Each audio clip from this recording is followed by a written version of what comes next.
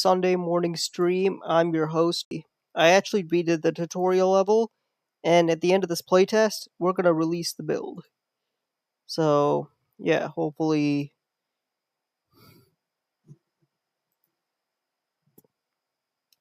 we'll have something to release by the time I finish this. So, that's my goal.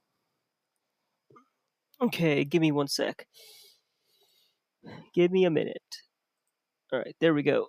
Got the chat pulled up. Alright.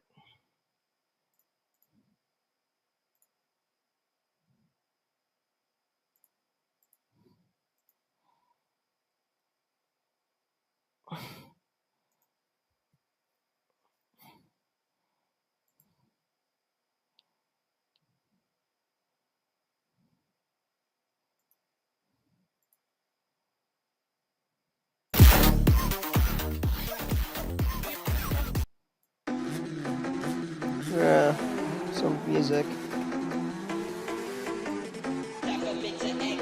Yo, Diabaterman, what's up? How's it going? Okay, let me know if the sound is too loud. YouTube is odd. How's YouTube odd? What's going on?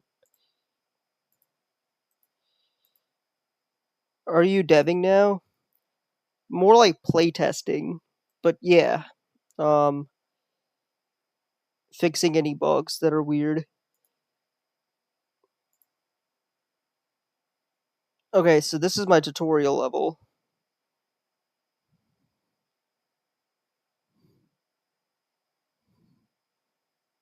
So it says right here, welcome to Bubble Tank Frenzy, and it tells them how to move and whatnot. This doesn't really matter anymore, but it's just like, hey, press the brakes.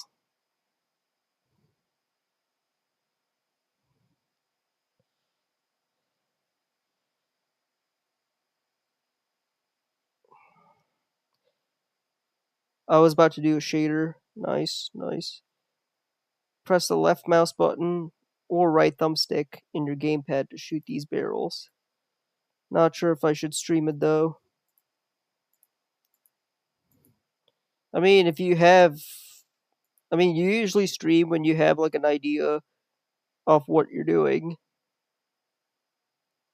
I'm not sure. Okay, so it says here, keep an eye. Okay, so it tells them how to like switch between the silver bullets and AoE. This looks cool. Thank you. Thank you. Blue bubble is ahead. It's one of the many. Okay.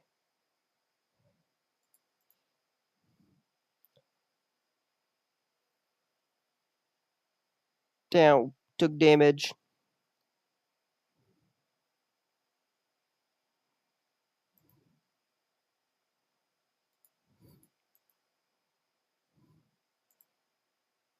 I had someone playtest this on stream. I wanted to get rid of the drift and give this more like a tank feel, you know. I know what I'm doing, but it's a complex shader. Okay.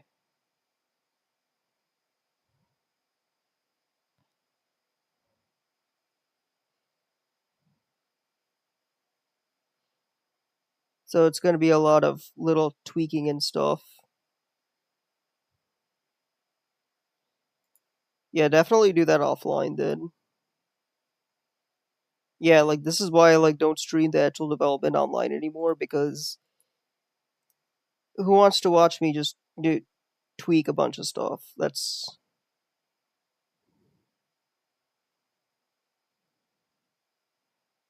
okay.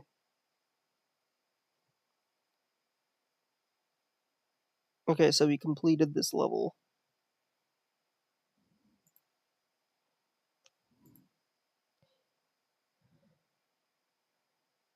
Give me one sec. I'm gonna mute the desktop audio.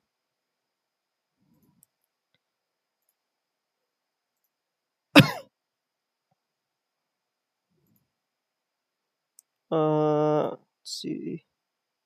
I'm so behind on the news. so I'm gonna be listening to that.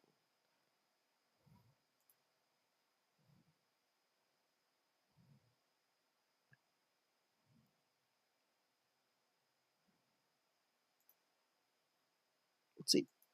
It would be under pod. There's no way he didn't release any new episodes.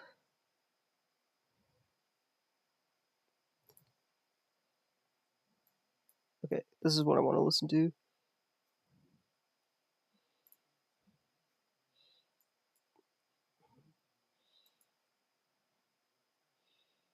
Okay. Still, there are basically four major parts of developing shaders, right? UV1, UV2, sampling, distortions, dissolve. Oh, did you catch up on the Letitia? Oh, no, I haven't. Actually, let's do that now.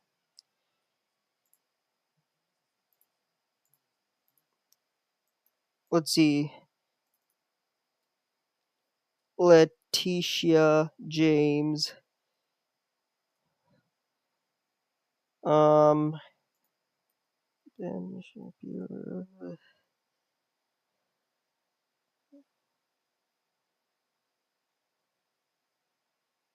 Alright, let me see if he talked about it.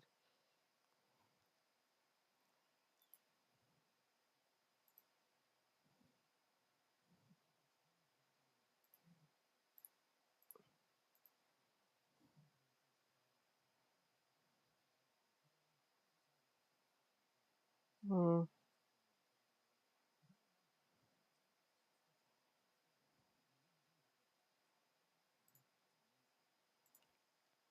We could dual stream if you want and talk about it. Hell yeah. I'm down for that.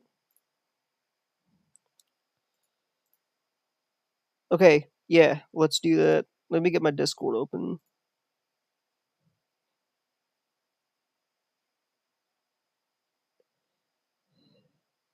Honestly, playtesting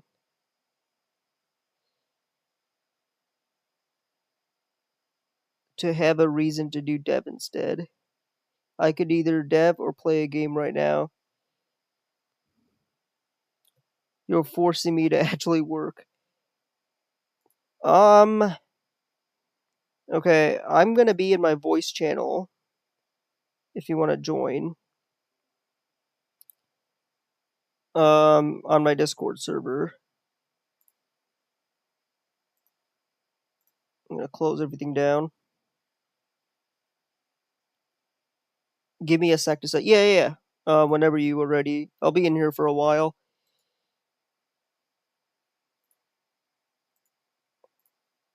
Yo, we got a special guest on.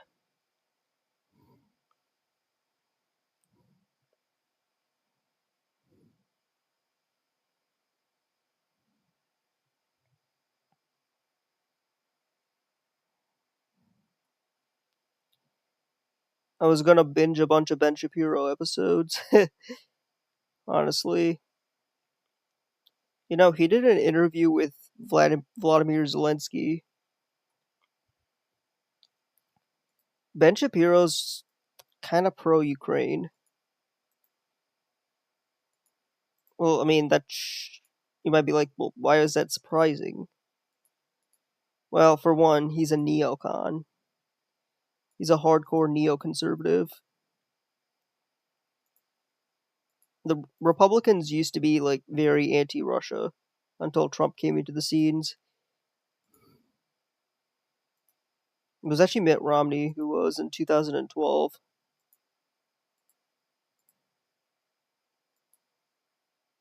Now it's like the well, they're not necessarily pro-Russia, but they're like less hostile towards Russia. They're sort of taking a more paleo-conservative stance. Not saying it's a good thing. I'm just saying that's what happened.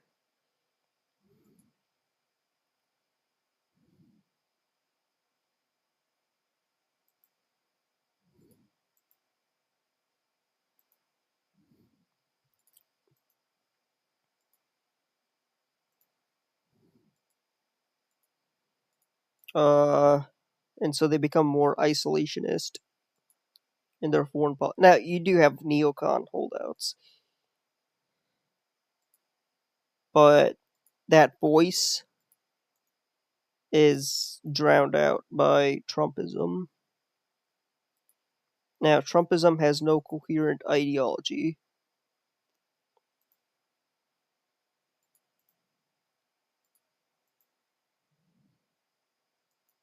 Like, a lot of people say Ben Shapiro is a Trumpist.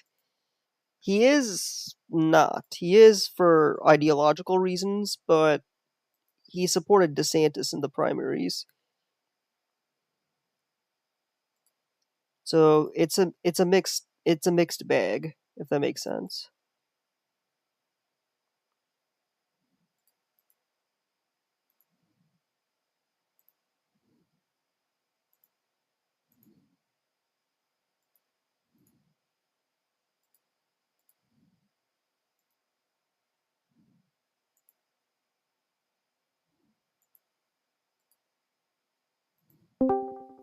Yo, what's Yo, yo, up?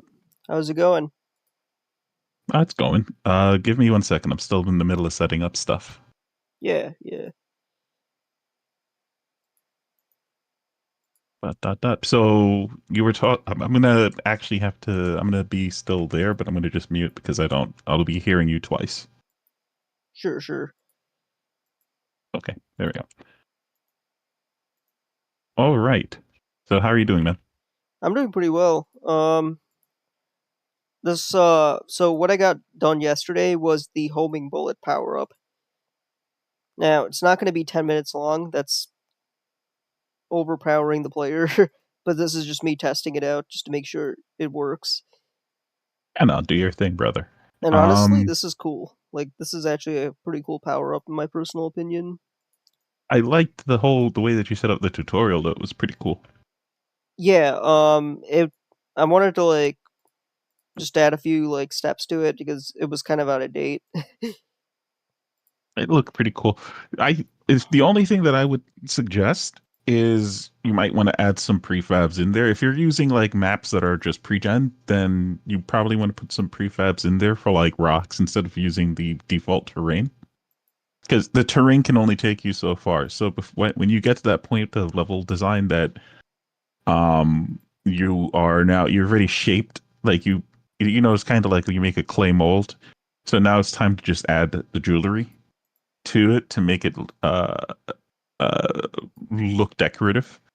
So with just the raw terrain that you've used, you have like the mold of like what these maps should look like.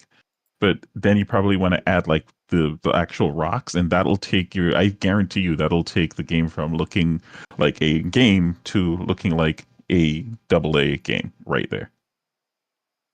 So use prefab terrains. No, no, no. Use prefabs. It's Prefab. not. It doesn't. I mean, technically, you could GPU instance them by putting them as objects on the terrain and then painting them in that way. But it doesn't hurt to just have them place them yourself on the scene either. So like you can. There's rock packs that you can get totally for free. Low Oh, poly rocks and things like that, and then like place those around or just like use those as like your borders effectively and kind of give you it's you have to work it in steps. So the first step you already accomplished, you did the terrain. So and then you shape the terrain so you know what your maps are shaped like. This guy, hold on 1 second. He actually did it. Soul Engine. So he made the area using the terrain, and then he starts adding things like trees to the background and stuff, and then rocks, and then other prefabs to make the area a little bit more beautiful. oh You get what I yeah. mean? I totally do. Um, I do have a low poly asset pack that I ended up getting when it was on sale. Yeah. I should Look for like utilize that. humble bundles or Steam sales before you pick those up, because getting them full price, just like with anything else, getting them Yep. full price is kind of like woof. Like Yeah. that can hurt over time, I will especially not as you use a realize they're incomplete. Yeah, I will not use AI generated assets though.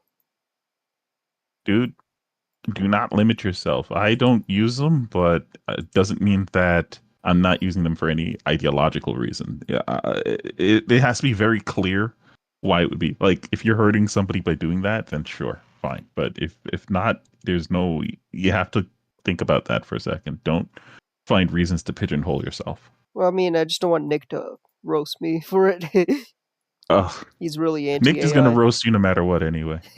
If he does, just roast him over his PTSD with Blender. Like, yeah, no. So you didn't catch up with Letitia's stuff then yet. No, I was kind of hoping Ben Shapiro would talk about it, but It's not that yeah. complicated. Basically, it's the story itself is not that. I need to actually start this thing. Give me a sec. The story itself, I'm like still in the middle of setting stuff up. Um, the story itself is not that crazy. It's basically the part of it that makes it interesting to me is she did these things. She's basically caught in her own hypocrisy where, and it's not even like this is just stuff that she did in the past or anything. Like it's as recent as 2023. So, and this is when she was charging Trump with basically the same crimes that she was in the middle of doing. So it's like, bro, like, like, come on, man. It's either at this point it more than raises my eyebrow, it tickles me a little bit, but it's just like it's not that I'm not laughing because she's probably very likely going to be going to jail or getting probation over this, but um it's just like come on. Like how do you do that? Like everyone knows. I think anyone once you reach like 15, 16 years old knows if a person is in office in New York, they have to live in New York. To put on document that you live in a different state and claim that in order to get tax write-offs in that state for that property is crazy work, while at the same time also being the AG for New York. So what you're saying is she was projecting on Trump what I'm her just saying crime. she's a hypocrite. I'm not even saying that she's projecting. Forget about the Trump part. It could have been anybody. That's just crazy. Like Why it's is it? kind of like with CoffeeZilla, right? It's like you like CoffeeZilla, and then you catch his B-roll, and you realize that he's just about as self-centered and arrogant as the people he takes down have to be in order to do what they do to people. Like in a way, he's as self-entitled as them, and it's like it doesn't diminish the body of his work, right? So she could have had a legitimate case against Trump or anybody else in particular, but the fact that she was even still doing it herself is nuts to me. Why is it that I'm not anybody who goes after Trump, they have something to hide? Like they're hypocrites. Like it's always the hypocritical people who always go after Trump. Like that's why like Trump is undefeatable because the people who go after him are the criminals, are criminals too. Like I mean I can't say that that's the case exactly. It's just again it's not just about him. yeah. uh it's more about where is this thing? Oh man, oh man, this stuff is crazy. Now me going Lunch. after Letitia doesn't mean I'm defending Trump. It just means like Hmm. there's more something deeper going on. And Trump, it could be anybody, like who could be, you know, It right. She yeah. could have gone after Joe Schmo down the block, and that's actually the point that was raised. She could have been going after Joe Schmo down the block, but instead she happened to pick a very high profile guy, and so it just makes the case like if this you have to understand something. This kind of problem, this kind of case, this kind of issue that she has right now is not unique. A lot of politicians go through it because it's not a new game. Politicians are very corrupt. They do this stuff all the time. Yeah, like that's part of being a politician. Right? It's just that sometimes what happens is you get these things called criminal referrals.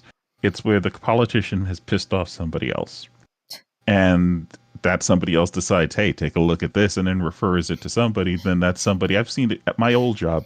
At my old job, it was I had to deal with thousands of people, and you deal with characters all the time. And I'm basically one of the guys that you had to go through before you get to getting somebody fired. And I'm over there listening, and they're like, okay, I've seen all of these different characters, and you'll end up seeing somebody come over to you and then say, hey, this thing. And now I say, okay, thanks. Now I have a history with this person already, right? I know whether or not I can trust what this person says. And I Hmm. know that this person won't come to me, or people know that they should go to that person if they want to get to me, because I'm not going to believe them if it comes from somebody else. So when that person now comes to me and then they're saying, yeah, listen, this is a thing. It could have been a supervisor that was sexually harassing um, his subordinate, right? And I could be friendly with the supervisor. I already know the supervisor for years. I already knew him. And then this crosses my desk. And I have to look at this and I say, well, this needs digging, right?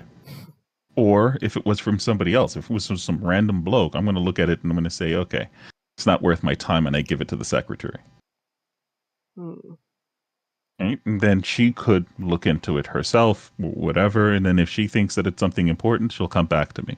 But if certain people come to me and give me that information, I'm going to look into it immediately. And so this is the case of one of those certain people coming to the AG.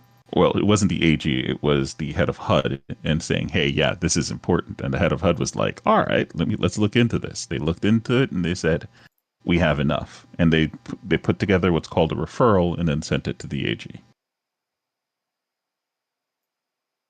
That tells me the fact that it made its way to referral tells me that she's either one going to jail or two going to get probation. She's probably going to get 366 days and then probation. That's just how these things work. Um, if she's protected, if she's not protected, she's probably going to be in jail for maybe the rest of her life, or natural life. It's a crazy. This thing can go anywhere from probation to 20 years. About sentencing people for life, not to like deviate too No, no, much. no. It's natural life. It's not like they're going to say, "Oh, life in prison for her." They're going to say 20 years. 20 years for her. She's like what, 55, 60. She's going to be That's coming like, out by 70 something. yeah, and I mean, hmm, why do like people like life imprisonment? Why do people do that? Like with, why do they like? It's weird because okay, if it's life imprisonment, it's imply that you're in jail for the rest of your life. Why do they add like another uh phrase to it, like you're for 400 years or something? That's just an arbitrary example, but sometimes you hear like 120 years plus So 120 it's to years. recognize each crime because there's victims attached to the crime, Oh, right? So each, let's say that you have like a murder case and there's multiple families involved that were affected, survivors of this situation. So they each need their own justice attached to that. Are you getting what I'm saying? oh, okay. So to recognize each crime, they have to like that's basically like recognizing the crime by Right. assigning that And remember, charge. remember the point of so there's a treatise on this crime and punishment, where they very clearly this is old stuff, but all modern laws, basically modern Western laws, are basically derived from it. Where we issue it's French, if I remember correctly. We condition our punishments based on the threat, not just on the punishment itself, but on the threat that not punishing it would present to society. Hmm. Right. So it's not like it's as if it's personalized against this person. Yes, you committed this, and so society hates this person. That's not it. It's just that the idea of not punishing that crime would damage society to an extent. So the punishment needs to match that extent.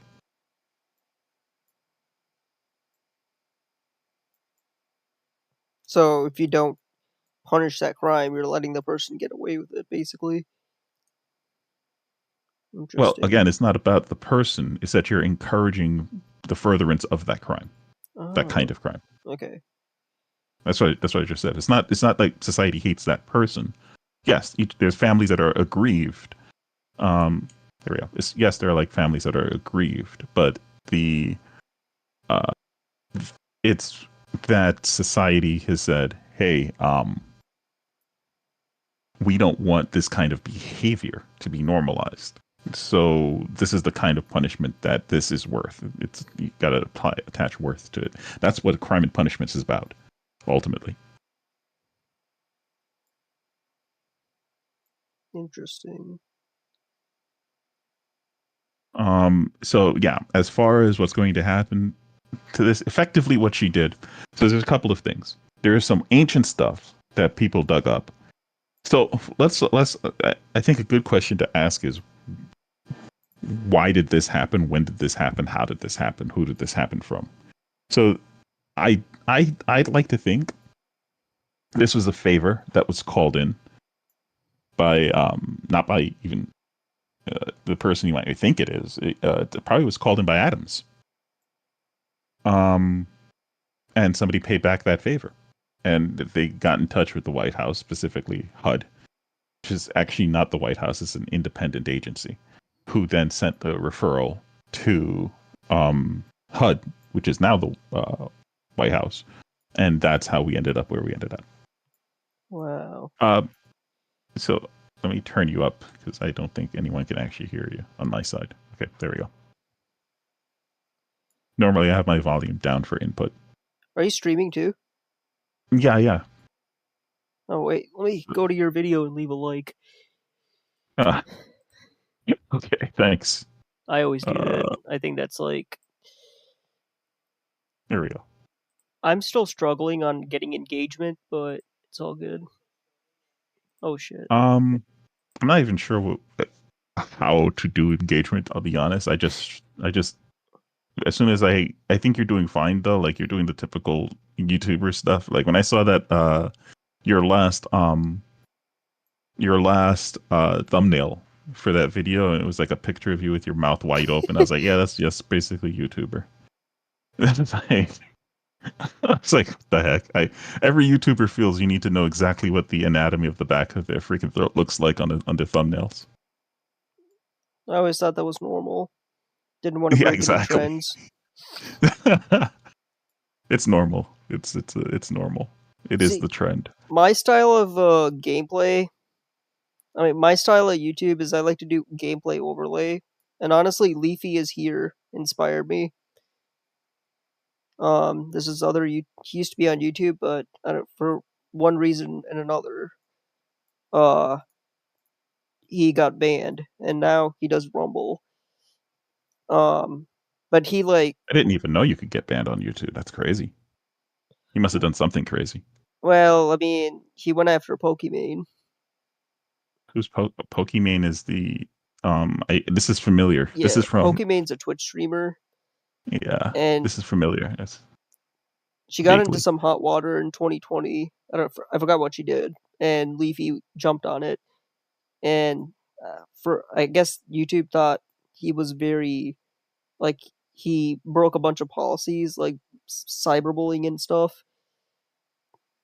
I I don't know. think didn't he dox some? I think that he was the guy who doxed her. Was that what it was? I don't think he doxed her, but I he can't did remember. I something to remember get him. somebody getting doxxed or something like that in that situation. I'm not sure. I might be confused. There's like so much freaking YouTube drama, dude. Like I don't have the time to really keep up to date on the specifics, and over time, it's foggy. Like I've never watched any of those guys, so it was new to me. I barely some of the guys that are like super popular, like what was this guy's name? PewDiePie.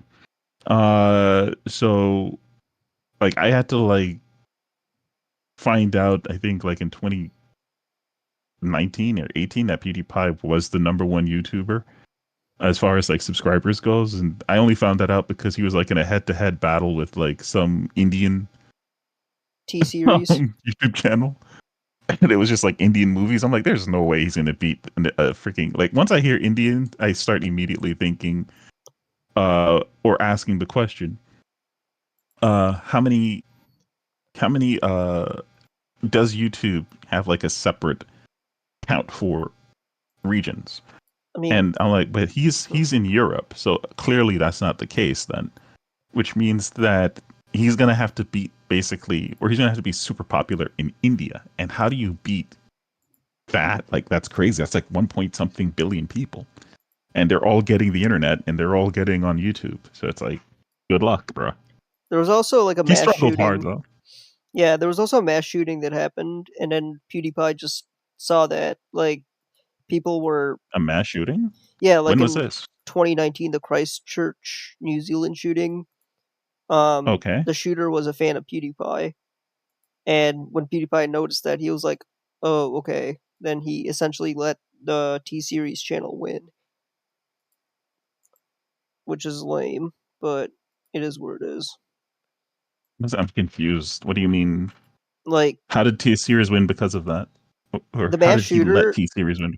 so the mass shooter was like using the slogan PewDiePie, whatever the I forgot the exact slogan, but it was like it had like a like because the mass shooter said it, it had like a racist connotation to it. Now PewDiePie is not a racist, I don't think, Sure. but No, he's not. the mass shooter definitely was because he Well, I went mean, up I and don't know shot. him personally, but he doesn't Yeah, come across as one. I mean, just he shot up a mosque in New Zealand, Yeah, and PewDiePie didn't want any of that attached to him. there was a guy just So like with what you call it? What's this guy's channel? Demolition Ranch.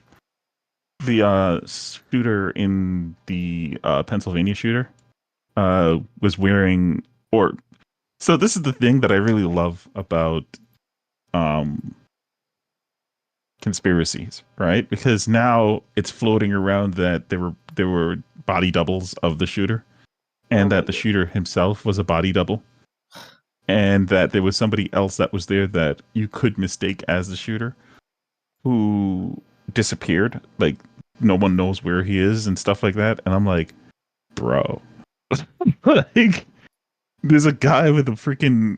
It's like it's crazy work to live through times that you always hear about like the JFK stuff, and it's like it puts that into perspective. Like Lee Harvey Oswald, and then they say the magic bullet and all. I was like, brother, yeah, some of it's those conspiracy theories are wild. like, it's fun though. It is fun, but there are people who actually believe that. That's what makes it fun. To me, that's what makes it fun. Like once you get into that area of just you've gaslit so hard, you've gaslit yourself just that much. It's you have to appreciate it. I suppose there's some people who To think me, that's JFK is still alive in Cuba or something.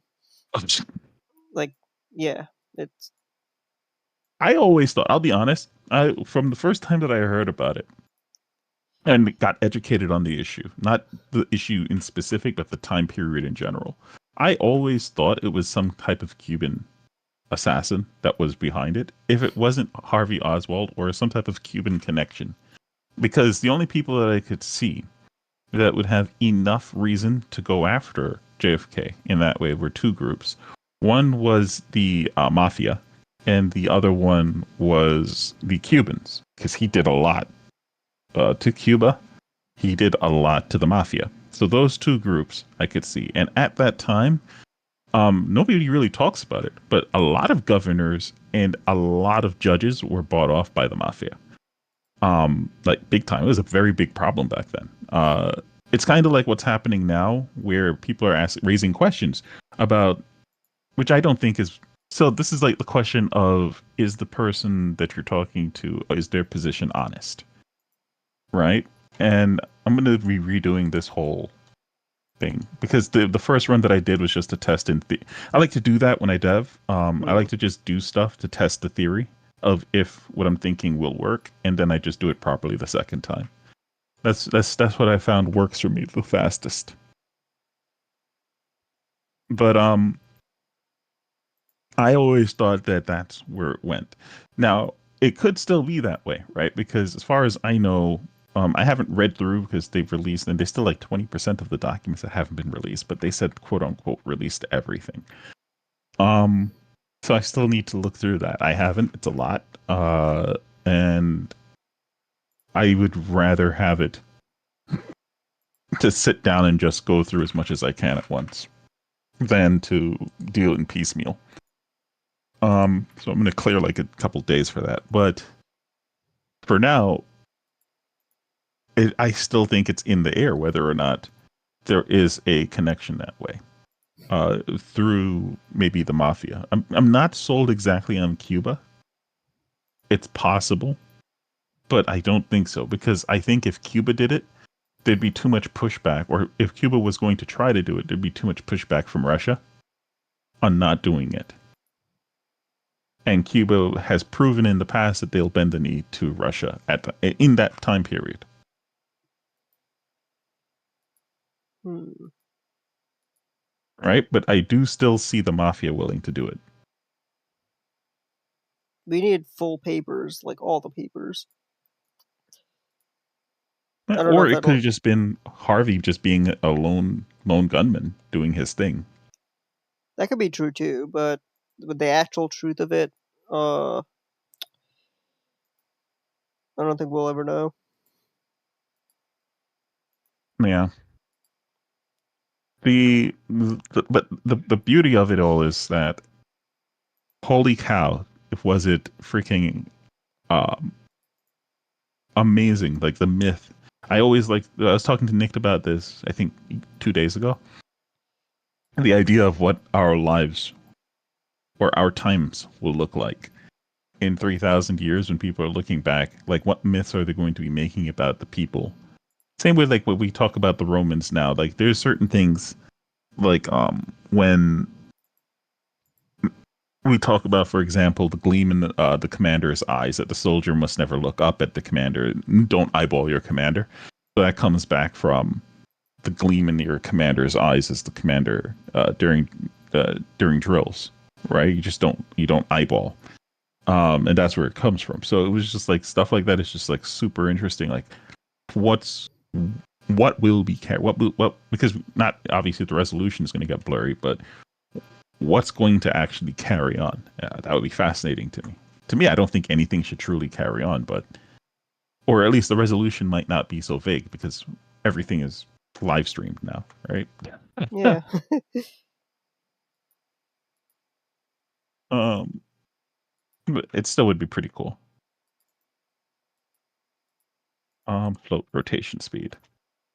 So this shader is going to be fairly complex, right? Because ideally, what we want, I have this image over here, so it's a good little example on the bottom right. But basically, in the middle is going to be one half of the shader or one portion of the shader, and then the outside is going to have a second half portion of a shader being applied to it.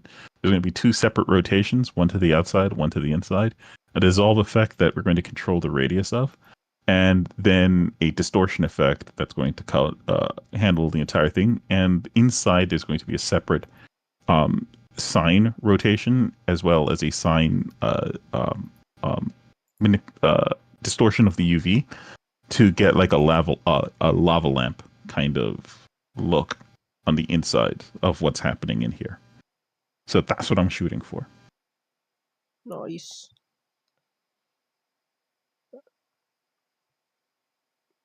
I'm definitely gonna like watch your shader videos when I'm.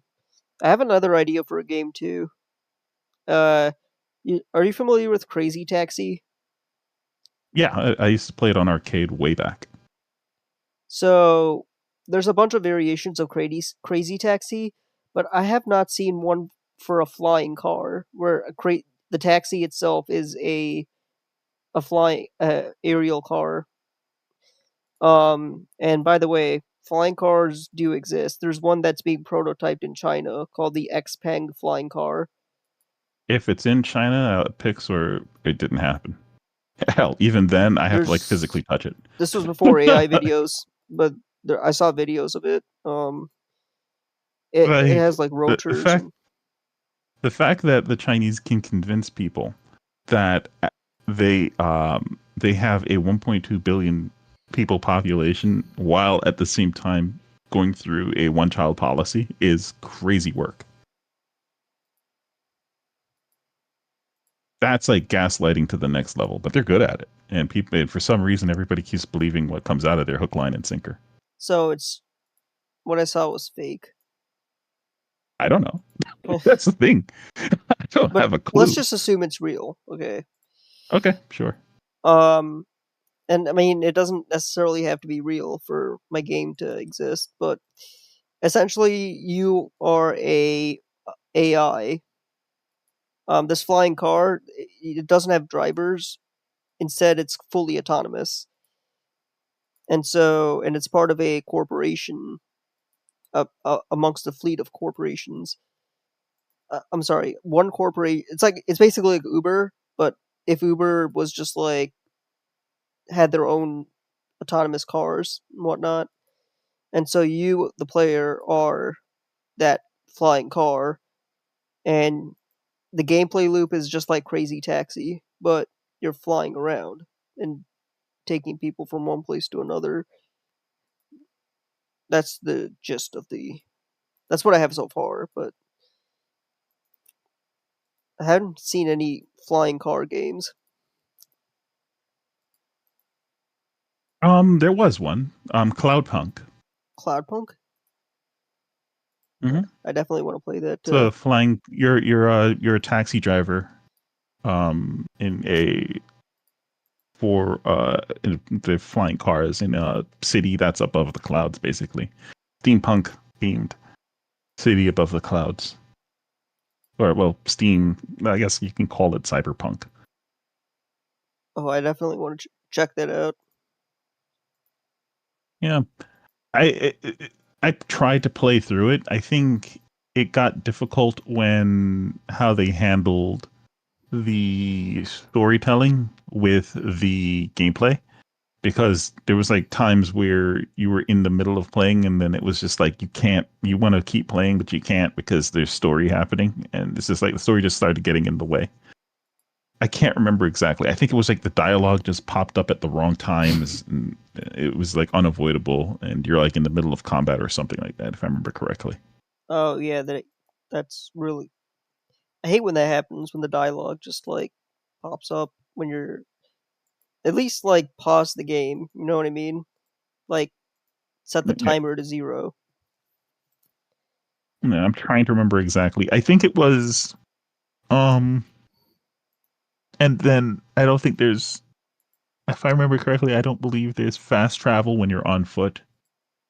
There's a couple of things that are just like I mean it's not like we have a small map, right? It's a pretty large area, but outside of that, the game has a lot of potential, and it's a full-fledged game. Like it deserves.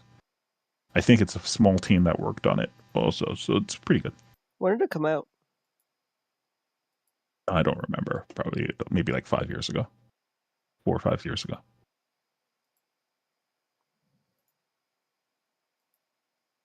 Yeah, definitely. I'm gonna check Cloudpunk. I'll add it to my list. Mm-hmm.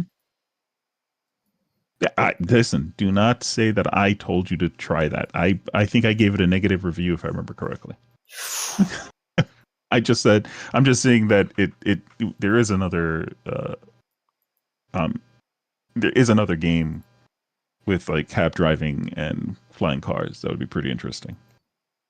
The game that you're sounding, if you're talking about like Crazy Taxi is very arcadey. This game is more RPG. But still worth learning So the game controls, how I want the game to control, so I have like a general idea. The hardest yeah, part I'm about all about arcade. yeah, me too. And this game's definitely like arcadey. Yeah, uh, sure. the hardest part about this game though is building a realistic tank controller. because like there's no I game that has this style what that tank? I found. Yeah, mm, there are tank games, sure, but like not like with the virtual mouse aim and stuff. Sure. So the hardest No, part is like there's a couple. they are. I mean, going back, yeah, no, there's a ton. There's a ton. I don't like maybe I don't understand what you mean to say when you're saying that you want tank Good controls because morning, Kayla. How are you doing? Got a chatter, Kayla Boo. I don't even have cool beans. Oh, I was looking at chat. Oh, okay, okay, gotcha. Yeah, there's a ton if you go way back. Yeah, hold on a second. I have to read. Okay.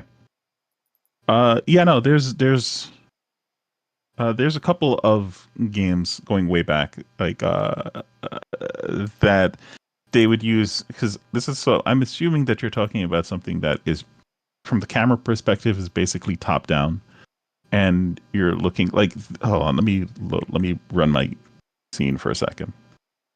Scene. Let's. We're going to clear that. We're going to disable this because we don't want any errors. And we're going to turn off this testing altogether. Okay. And we're going to load in this scene. So this is basically uh tank controls, I think. I don't know if this is going to actually run because I was doing other things, but I shouldn't have broken anything here. But knowing me, I probably poked the bear and then just moved on. don't Yep, want we to. broke something. Don't No want process. What is it crying about? Oh, to. because we changed the I gotcha. We have to give it back a reference because we changed this. So it's going to auto generate a skill tree for us. We don't want that. We just need to tell it which skill tree uh I like the the wounds game meant. in the wound system instead of like a health system. Ah, thank you. It's way more realistic. Kind of reminds me. I don't know. Like if I don't know if I definitely made this comparison to Fallout 3 or Fallout in general because pretty much all Fallout games have that system. So it's kind of cool. Which I mean, as far as I know, Fallout's the only game I played that has that. We just need to go to the entity and tell it not to actually try to print out a screen because this obviously wouldn't happen during regular gameplay because we don't need to do this. Yeah, here we go. Yeah, here we go. Like this is just for testing purposes for testing out the skill tree. I just need to print out a skill tree for it to actually display. But since we're not doing that, normally in a game you'd actually press a button to open your skill tree.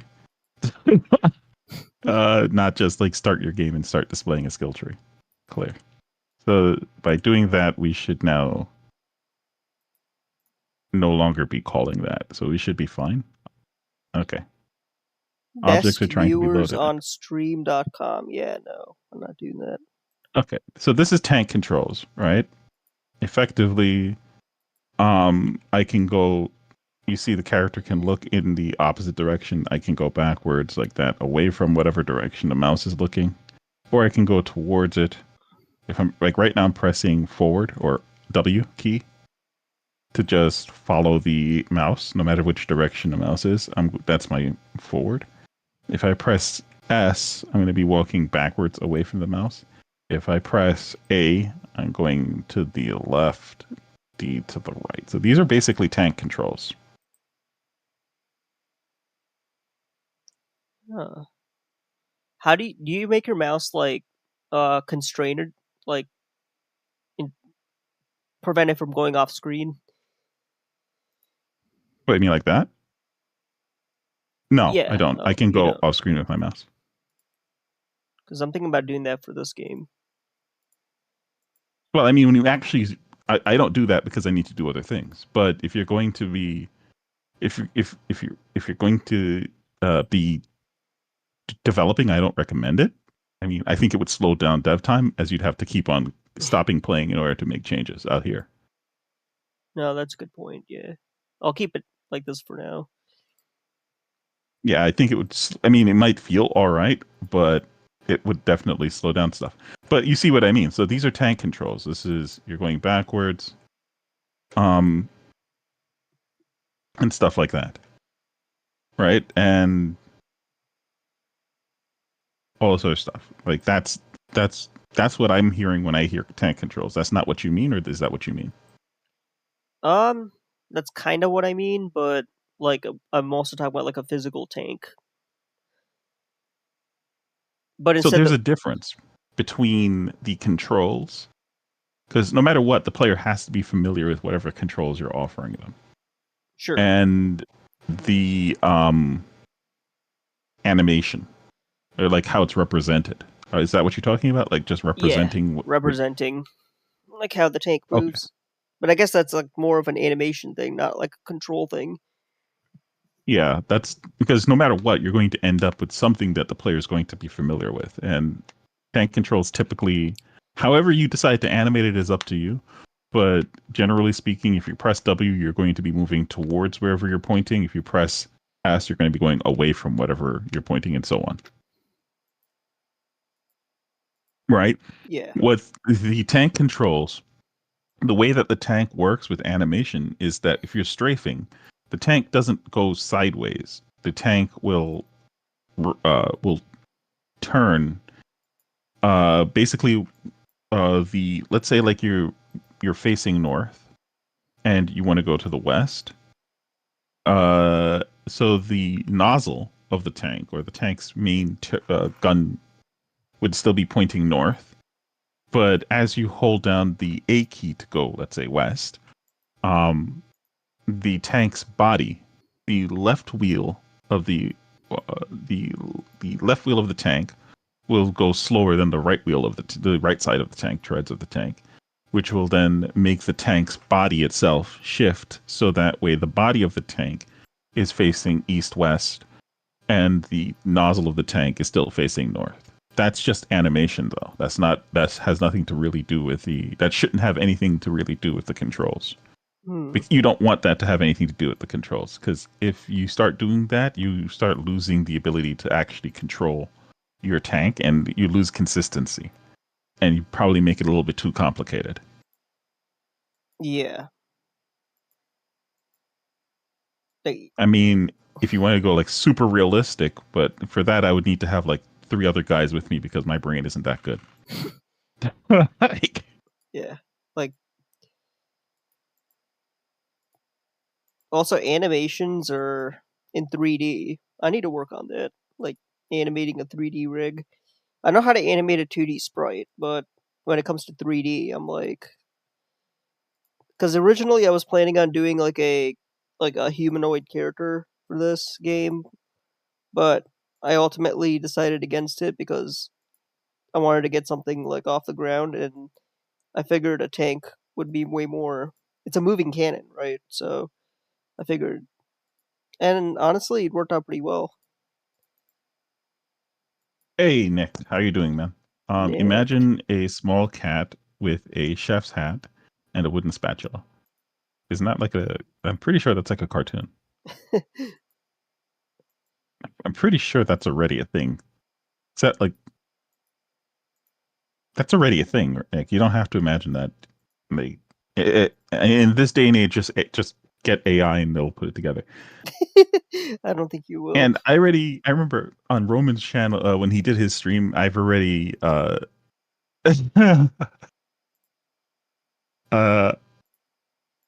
I've the moment that I put together the memory, Nick, of it, yes, I did imagine it. A yellow or orange cat with white whiskers with a chef's hat and a spatula. Okay. The orange cat's name is Gordon Ramsay. Oh, Orange. Nick, can you hear can you hear Nepal clearly or do I need to turn him up?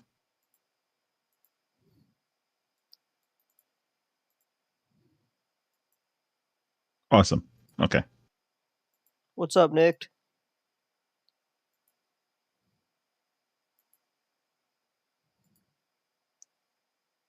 There we go. Yo, this Okay. homing bullet is so addicting.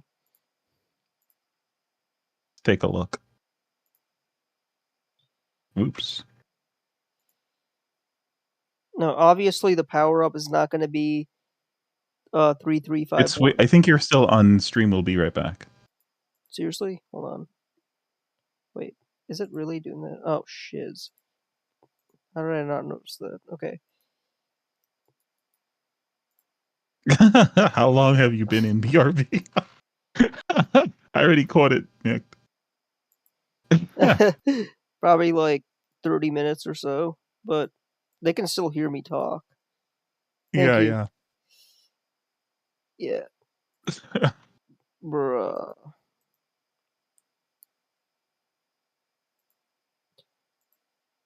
See, meanwhile, you were over here curing cancer and finding the solutions to world peace, but it was on Be Right Back. Nobody got to see it. I also invented a flying car, Indeed. which I'm surprised we don't have one at this point yet. According to Back to the Future, we should have had one like in 2015 or at the latest. But a Uh, lot of that, it was actually we can thank Mr. Biden for explaining why we didn't get that though, or get to that. I miss. So there was a guy that actually, uh, gosh, I wish I had remembered his name. Um, this was nonpartisan, has nothing to do with anything like that. He was simply going to the White House in order to discuss the future of certain technologies. Specifically, it was AI. And Biden being whether or not you think that he is vegetable for brains or whatever, or oatmeal for brains rather, He's all those he things. he let the cat out of the bag with this one by saying, "Oh no, we'll just soft sunset those studies." And the guy was like, "Soft sunset? What do you mean?" And he's like, "Well, just like other sciences that get a little bit too uppity, what they do is that they push an alternative narrative that is more curated towards what they need." So what does that mean exactly? It means that they intentionally, um, with clear intent, at least he knew, maybe from his time as a senator or maybe from his time as president, that there's been a role for the government in intentionally kneecapping um, scientific progress to push specific agendas in place of actual progress. So now think about that. That makes things very simple to understand, I think, for me. Why is it that suddenly you hear, oh, that's the homing bullet is pretty cool. Thank you.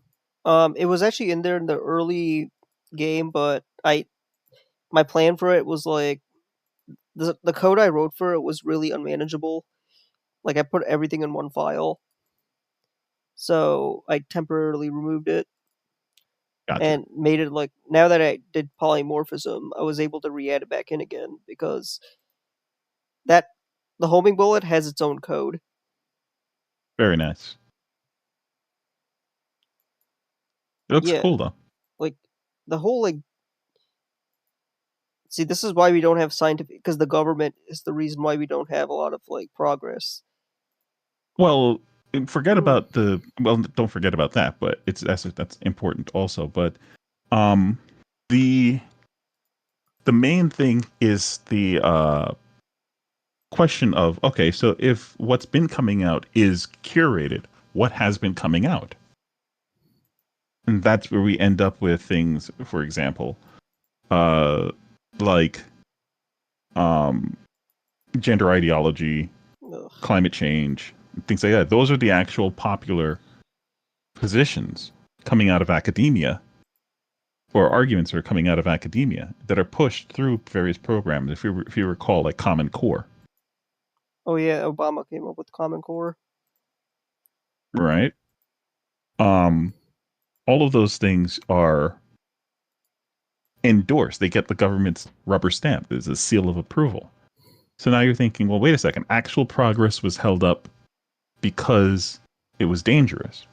So right now, the big concern was, well, we can come up with different mechanisms of counteracting, let's say, the Russians launching an ICBM. But what if we develop technology that will instead teleport uh, a nuke into a location? How do we stop that? And then the Russians steal that tech. How do we stop it? So we have to stop that type of technology from being ever developed. Because some our enemies will get their hands on it. Exactly. Okay, I And mean that's the position. that is a legitimate concern, though, right? Is it? I don't know. I just think that it's very interesting that Biden let that slip.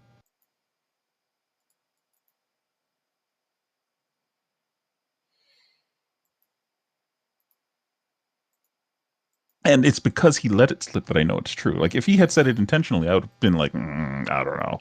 But it came out in a gaffe. Freudian slip. And the one thing I know about Biden, I've tracked him even before he was working as VP. The one thing that I know about is a couple of things that I know about him. Long before anybody else was it became popular and then it became unpopular to call him out on it, is that he was a racist. He was He's a a racist. ardent. No, he is. He Um, is. he is very much so. The the thing about him is that you have to look at it like in degrees. Is he racist? Yes. However, he's also a politician. And so that political sliminess comes before the race part. But if it became politically expedient to be racist again, he'd be there in a heartbeat. Right? That's not a position. In other words, he has no moral qualms about going back to that. That's, I think, makes it fine to then say, well, he is still then a racist. He hasn't proven that that isn't the case. And he does need to prove that because he's proven that that could be the case in the past. I mean, he And let he's, it slip out. Remember that interview he had with Charlemagne the God? yeah, yeah. Yeah. So stuff like that is interesting. Um, and it was one of the reasons why I was like always perplexed. I was like, man, how did he manage to get so much minority vote when this guy is through and through? And then you realize, I think that's the time that I finally just gave up on. Like once I saw him get even 1% of the vote. This is going back, not the 2020 elections. This is before that. I saw him getting 1% of the vote, and I was like, that's disgusting. He shouldn't have he shouldn't have even gotten a percent. He should have gotten less than a percent of the vote. There should have been a very small. And even now, I'm very naive on this. Like I just found out maybe uh, a week ago, 2 weeks ago, that there are still like actual racists in the U.S.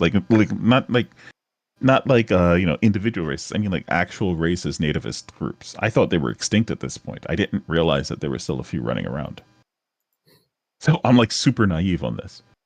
But there are a few of them that are running around doing their thing. They believe in the whole blood and soil stuff, narrative stuff. Like Still, Stephen Miller, the no, Trump's Stephen, immigration. he's not a racist though, dude. Who's saying that he's a racist? He's Is he a very member of any nationalist blood and soil groups? okay. Maybe he's not, but he's very anti-immigrant. That's not a racist. That's just anti-immigrant. Immigration is a legal status. That's not a race issue. Sure, sure. right? Because you could be European and still see another European, but because you're an American of a legal status, then say that European shouldn't be here. Does that make you then racist against Europeans? I guess it But doesn't. European also.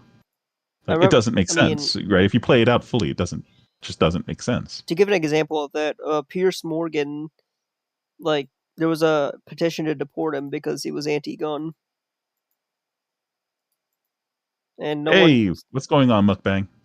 who's that. I'm planning on hitting a shader today, dude. Not so much. I mean, you can call it game dev, but I'm planning on just making a fairly complex shader.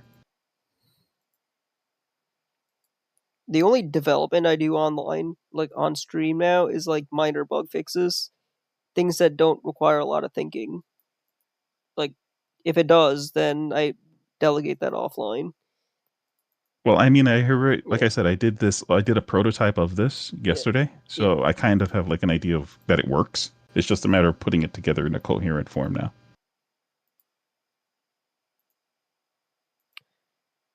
So this isn't so much thinking, or it shouldn't be. Hopefully, if it starts turning into thinking, I'll stop talking. Yeah, fair, fair. Uh, this should just basically be following the roadmap.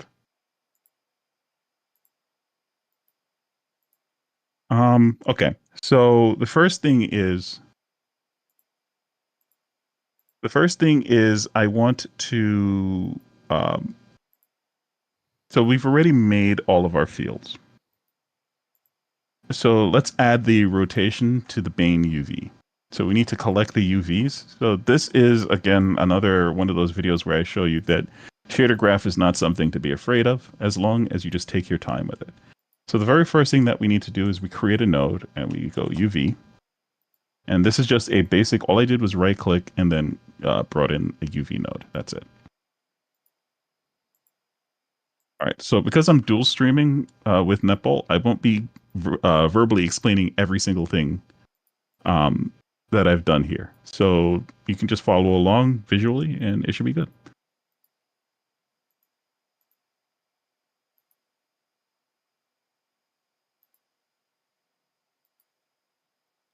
Okay.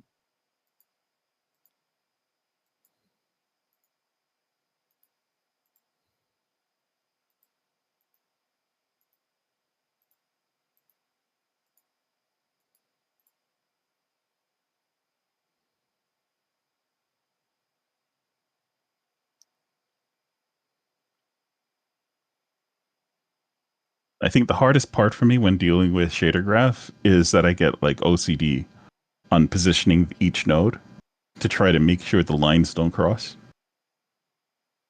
Well, I mean, it's readability, but yeah, I know what you mean.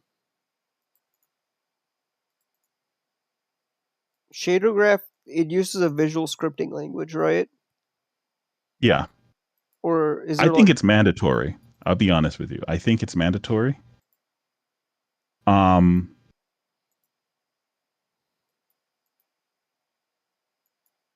I think it's mandatory because HLSL is such a dense reference language. It's like you have to have a textbook there with you when you're doing it because there's just so many different things you need to know to get access to, and there's zero help from your IDE on getting it. what about ChatGPT?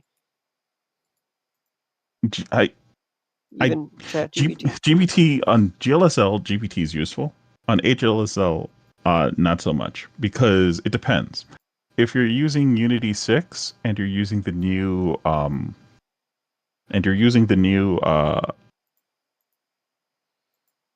URP system that they have, GPT doesn't have the information on it.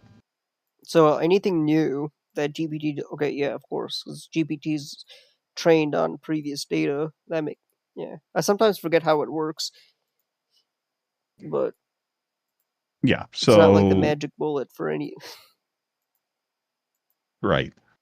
So what we do here, I mean, I don't know. Do you want me to explain what I'm doing here, or you're good? Yeah, if you can get into explain. Sure. Thanks. Okay. So what we do here is first we sample the UV. there's an image that I actually had open here. Give me 1 second. So I already showed this. I'm going to actually not show this scene. So let me unload this and go back to displaying the testing stuff that I was working on.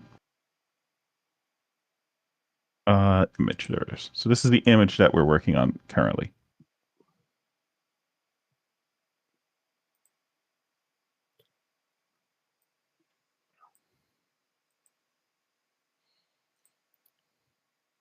I'm amazed AI can read the code in the computer without me typing and troubleshooting it. It's gotten pretty good. Okay.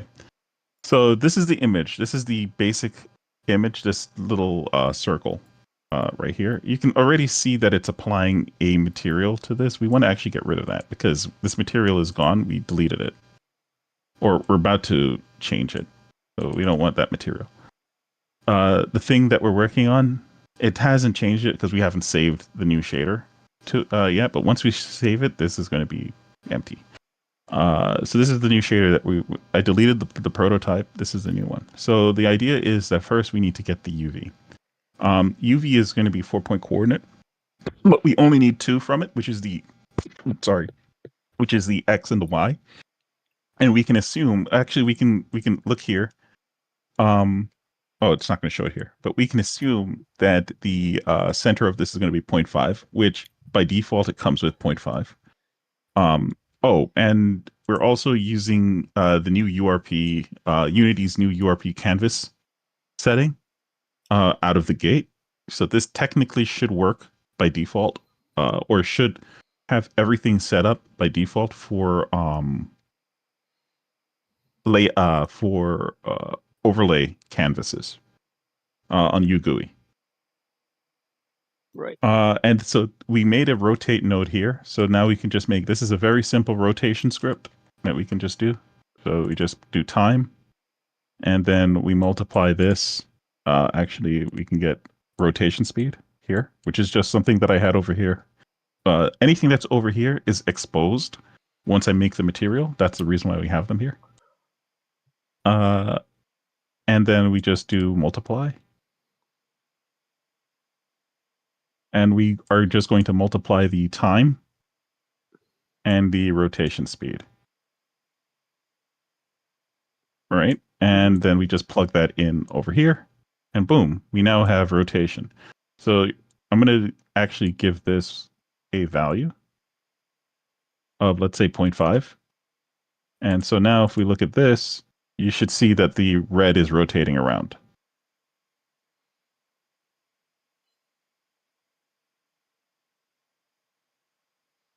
Pretty cool. Pretty simple. It's important to keep Whoa. these as radians because these values are super tiny, and radians handle them better. Okay. What? I need to like brush up on the difference between degree and radians. It's been so long. Um. Okay. So this is the rotation. So remember, now that we have this rotation, we can actually take. Oh, sorry, my chat got in the way. We can actually take this and um, we can actually take this and just repeat the process because for this, what we're going to be doing is having a separate rotation for the dissolve area and one rotation. This is just the rotation for the regular area that's going to be in the center of this object. So we're just going to take this, copy it, and then we can just paste it over here. Move it over here. And we're going to change this from using the rotation. Oh, whoops. We're going to change this from using the rotation speed. And I think I have another one that I put over here. Distortion speed. I think this is it.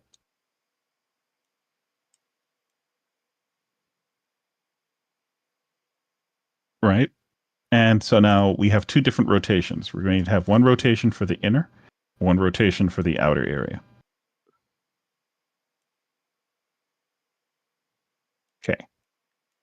Good stuff. So now the question is, well, hold on. Where is the and actually I don't even think we need to do this because I think it'll default that anyway. We'll see. If we need to add back in the UV later, we can just do that. But by default it'll give itself it'll sample the UV.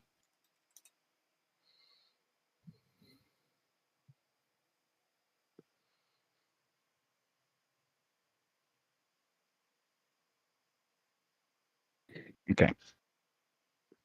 So now I feel like we need to do something else though. I feel like we need to do something right here. I think we need to subtract. Let's see. Add um let's do a create node and we're going to create a constant vector2 and we're going to create a node and subtract. And we're going to do 0.5.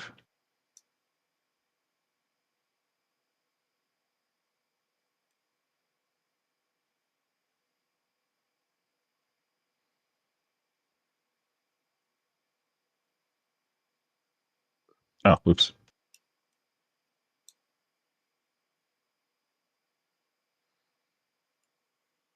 Yeah, okay. Create node UV.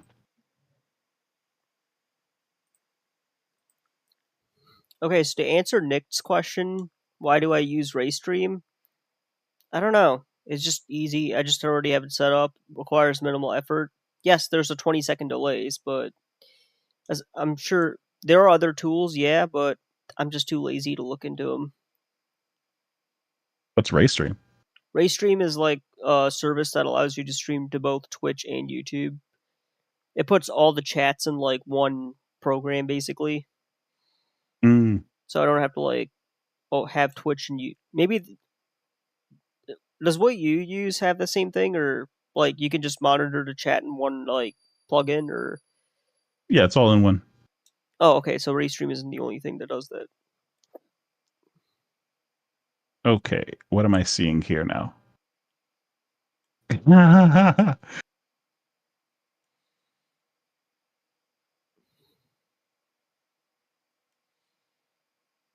uh oh, whoops, because we did it backwards. Or no, we did it right. Order matters. It's just like optimal to listen to you via RT stream. Okay, fair, fair, fair, fair, fair. What, am I low on his stream? No. There's the my stream has like that 20-second delay. So you're saying like listening Oh, to. No oh, one has pointed okay. out the 20-second delay until we started dual streaming. Interesting. Maybe if Well, I I mean, I don't know because at the time, like so when before we started dual streaming, I can say that you could hear it yourself because I had it open, and I guarantee you that I already had turned it off before um I got to you. So, or turned down to muted it rather before I got to you because then you would have heard the echo of yourself on my side, hmm, right? But you didn't immediately after you were talking because there was the delay. So that's my thought on that. I mean, I could turn it on and you could test it out right now if you want to. oh, we're good. I believe you. I believe you. I'm Oh, pretty don't sure that's believe like me. Test it.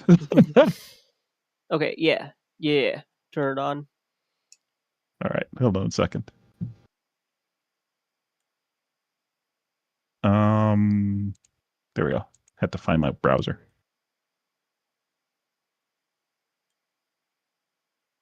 Okay, so that's did you hear? You heard that through that was that conversation that we were just having.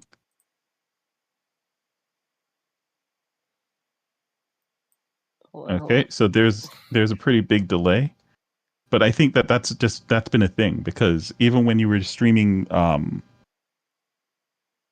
so let me ask it this way: when you were using during years when you were streaming that Game of Thrones game, King's Road. Sure. Um, and you were using Nightbot or whatever it was that was speaking, what was being typed. Was that immediate for you on your side when you were hearing it come back? Like after I said something, then after I typed something, it would be like immediately start speaking it. Was that immediate for you? It felt that way, yeah. Okay. For me, there was like 20 seconds after, about 20, 25 seconds. Seriously. I was doing like I wasn't using Raystream, I was using the regular YouTube. I don't know, but for me, it was like 20, 25 seconds. So it might not be Raystream. I think it's actually just you haven't changed your settings to low latency or something, I guess. I don't know. Or maybe it got reset. They might have gotten reset the more I think about it. Yeah, I gotta check Get on back. that. Low latency. I thought I set that up though. What the hell? Like maybe my OBS updated and it just reset everything. That could be Yep. it. Do OBS updates That's a reset? Is that like a thing that happens when you update OBS? OBS is magic. I don't update OBS unless I have to. Mm, Like if I'm not going to stream, I don't update OBS. Like because I have to like set everything up again or gotcha. double check everything. Okay. So we can so this is basically just handling the center. So we can just actually go like let's say 0, 0, and we'll see something like weird like that. If we go further up, uh, right there's looks good.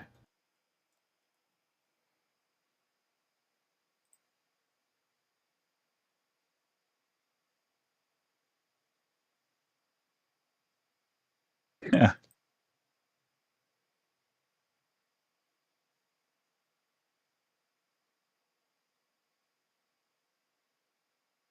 should be zero 0.5, but whatever. Looks weird.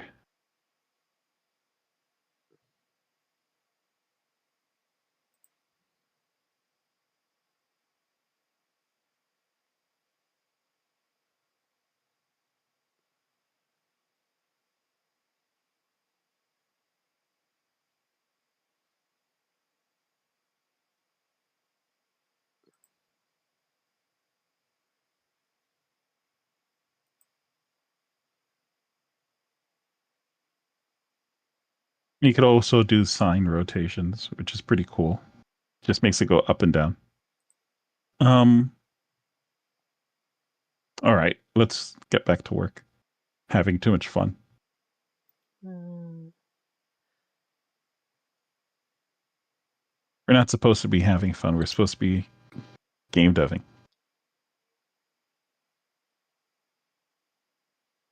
and the pane that comes up. All right.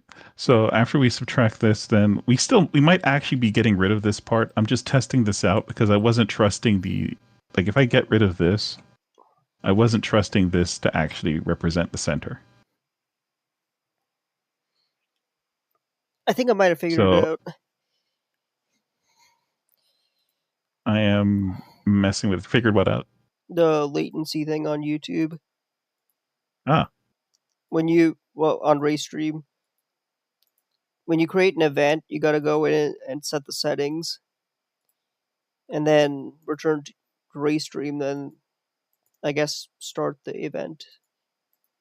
It's a little more involving than that. I gotta like look into it, but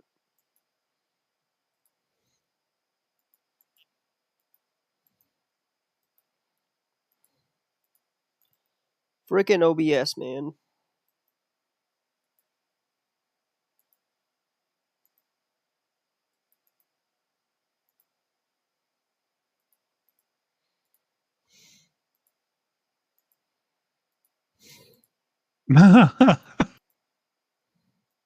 hey man, listen. Without you, we don't have issues, Nick. Nicked.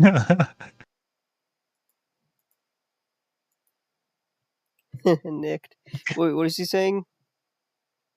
No, he's saying I don't know if I should like or dislike the fact that issues only get resolved when I point them out. You know what, Nick? Here, thank you. Thank you, Nick. You're Um, awesome. Yeah, like people like Nick are valuable, super valuable. there, have fun, brother.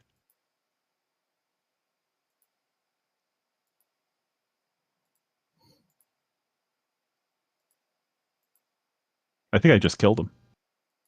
It's my dad.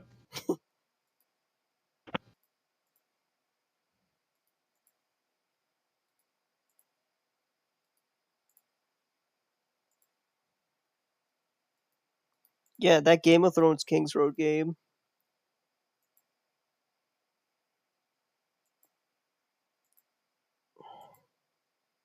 There's so many things I want to like about that game, but it's just so like, ugh. I don't have the words to describe it. You know what I mean? Yeah.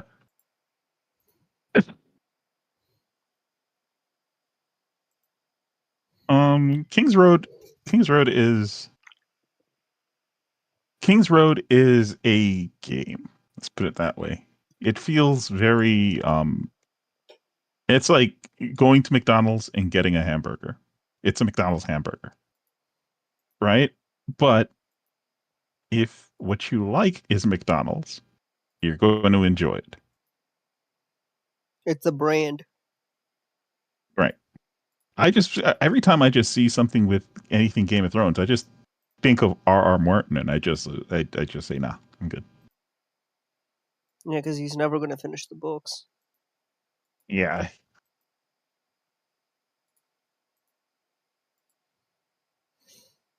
Nick says, I just exist. I don't see the value you're referring to. I think he's responding to you.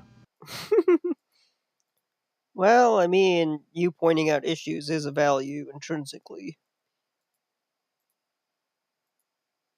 You know what you could do? You could help him out with his struggles in what's it what you not, I keep thinking GIMP.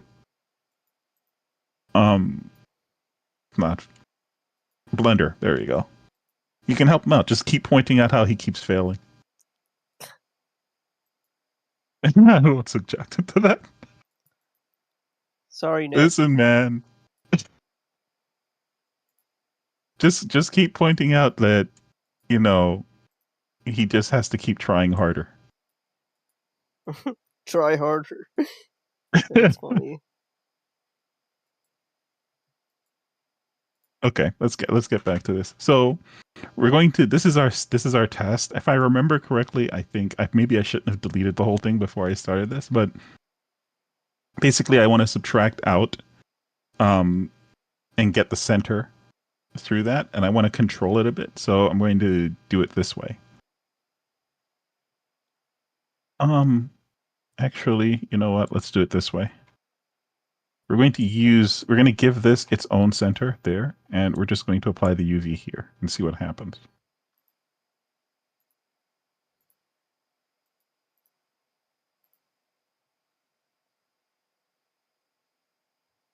Interesting.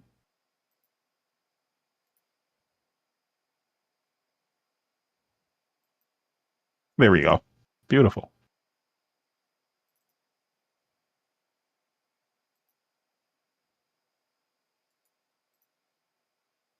Still a little wobbly, I feel, but that could just be my eyes messing with me.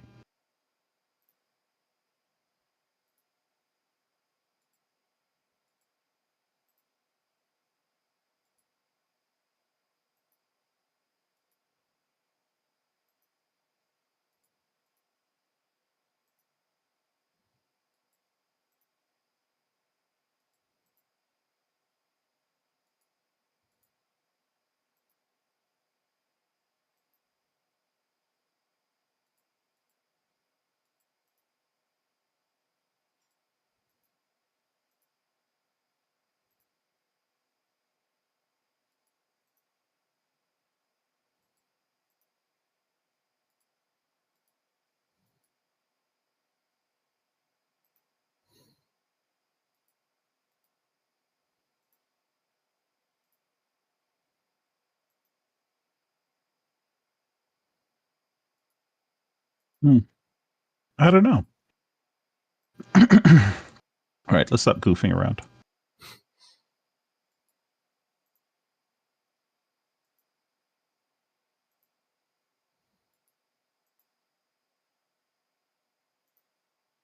Pretty cool though. Well, it'll be easier to see. This is helpful, but it's just easier to understand what we're doing once the actual sample is brought back in. So let's bring back in the sample. So sample 2D texture over here. Um, and I guess we can use the main text. This is where we bring this in. And let's attach this UV to it.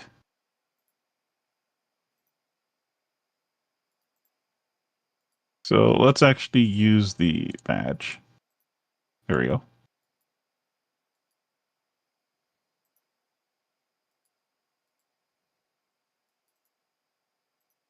Oh yeah, did you hear All about right. that new Expedition 33 game? No, what's that?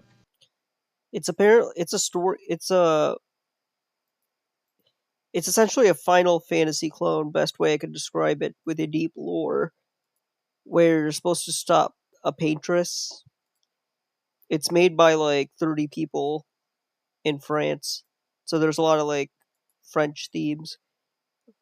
I might check it There's out. a there's a that there's a genre there, like like just overall a French genre that is really interesting. Like there's a lot of, yes, you have Ubisoft and those guys, but there's an actual French indie scene that's actually really interesting to deal with.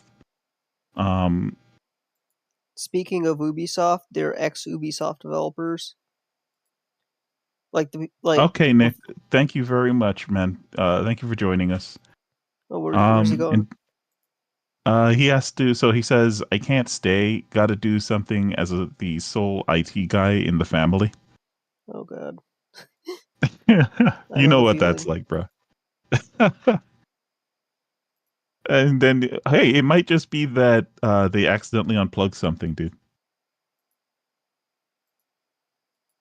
It's crazy work when that happens because it always feels like it's. I don't know. It just always feels to me like, bro, like it's this has less to do with IT and more to do with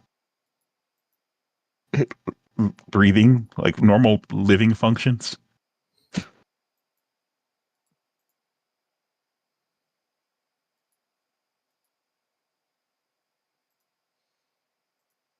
Oh yeah, as I was saying, these guys are ex Ubisoft devs, so there definitely is like a Ubisoft French theme. Okay, that's different. I'm not going to hold it against them. It's just with Ubisoft, I would say Ubi is more generic, maybe, in their approach to game dev. But in order to get what I mean, there was a friend of mine released a game. I keep talking about it, but it's for free on Steam. Smiling Misery. So that's one of them. Another one is like Wakfu, which has its own cartoon and whatnot in France.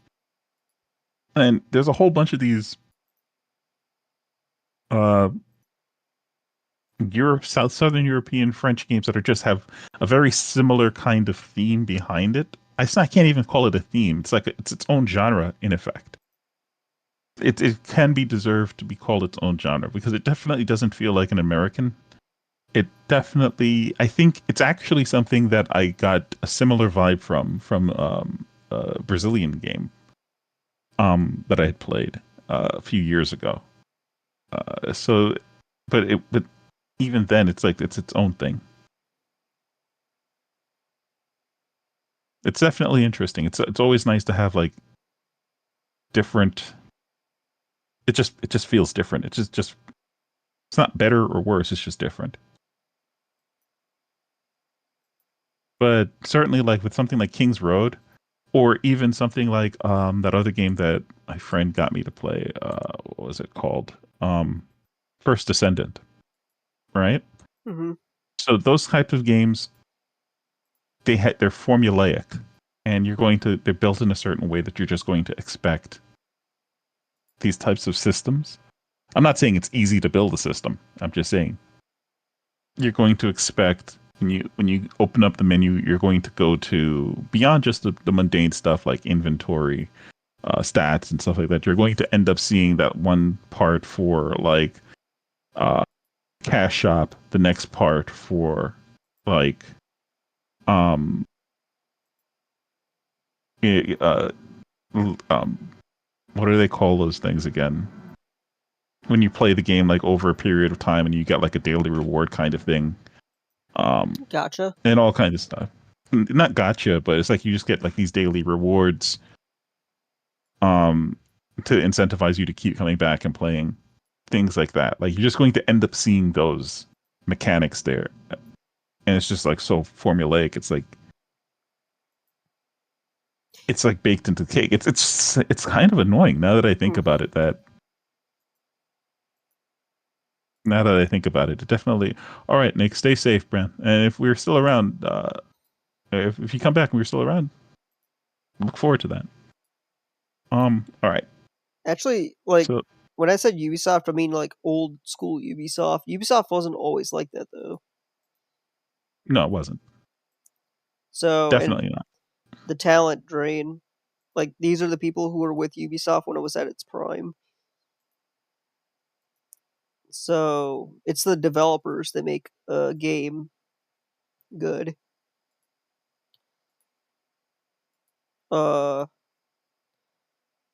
like there's a new Bioware game coming. A new ex Bioware game called what the hell is it called? Freaking Exodus, composed of teams of people who were working on Mass Effect, the OG Mass Effect. So I'm definitely like eyeing projects like that. You know what I mean? Right. Made by developers who gave the positive reputation to studios in the first place. Okay. So this is basically how you would make. So what this is doing is we're targeting the texture and just rotating the texture around. Very simple to set this up, but I was just messing with stuff to see like what would happen. I wanted more control to just mess with the values along the way instead of being stuck with just this one. But this is perfectly fine. This is what we need.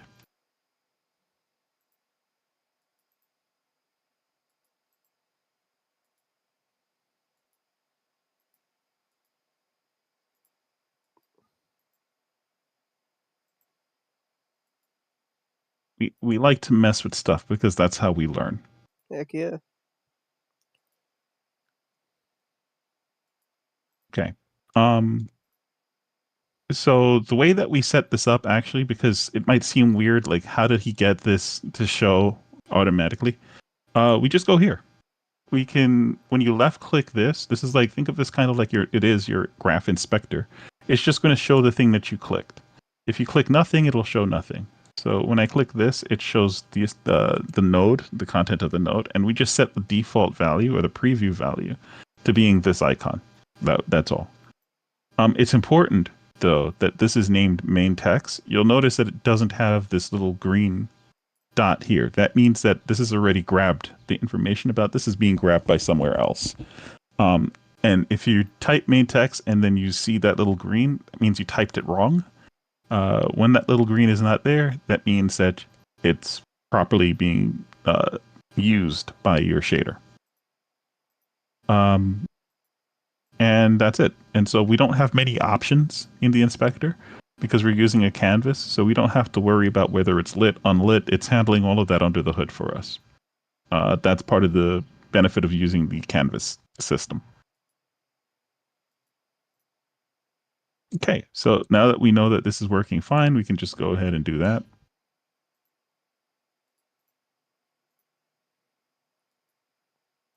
All right. So now, um, oh, also, mukbang. If you checked out the last stream that I did, it's probably better. It's short by my by my streaming standards. That's only like about an hour and a half, 2 hours. You can skip ahead a little bit in it, but and I or you could just skip straight to the end. I showed the script for making a stackable um, uh, group UI group collection for a grid. And you can just grab that if you feel like doing that. It's basically it's something that's super generic. It's not like locked to one program. You can just drop it in anything, and it'll work. Effectively, what it does is um, when you fill out your grid, let's say your grid has like a row, you can set a comfortable length on your grid. But once the icons inside of your grid gets too large for the area of the grid, what it will do is it'll start overlaying the elements on the grid from right to left. I should probably make it so that it can pick either right to left or left to right. Well, actually, it does. You can set the alignment, so never mind. But it'll stack them, and then it'll start visually showing one above the other slightly.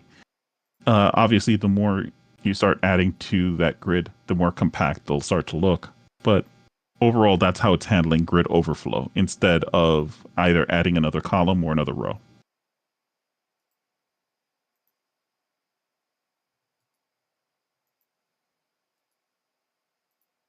And it's stuff like that. Like, that's what I mean. Like, when I say, like, there's just weird things that Unity should have, but it doesn't have. Like, that's something that I would think Unity should have right out of the box, which is just different manipulations for overflow. Because I've worked with other engines and they do have them.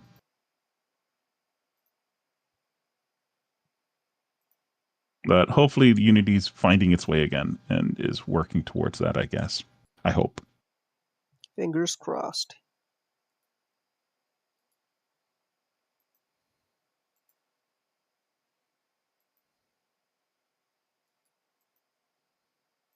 Okay.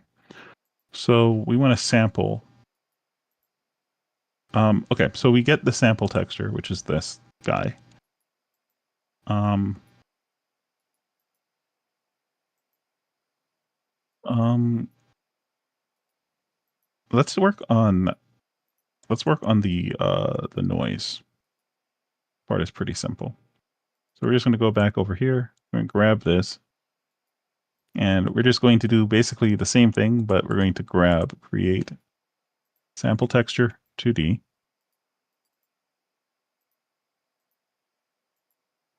And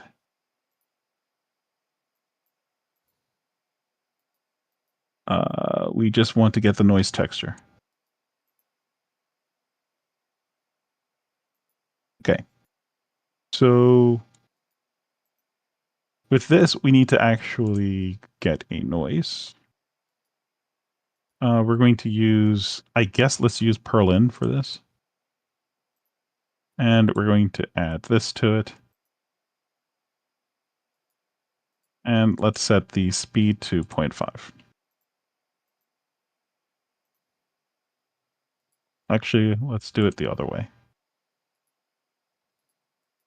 Okay.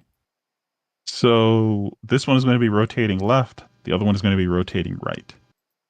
Um, there we go. Pretty cool. Pretty cool. And so with that, we don't really need this UV. Yeah, there we go. Beautiful.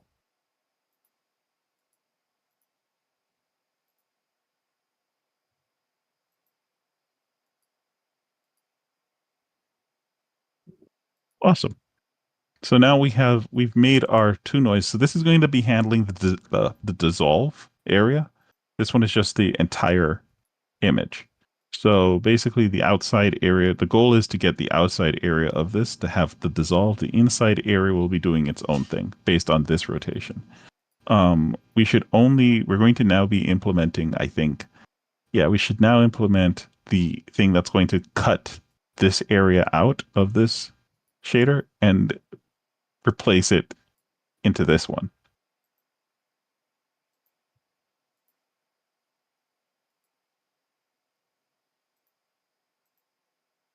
So basically, we're going to create a new sample.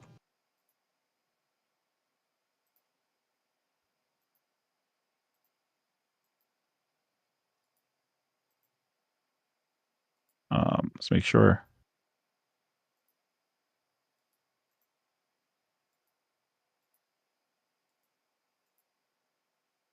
No, oops. All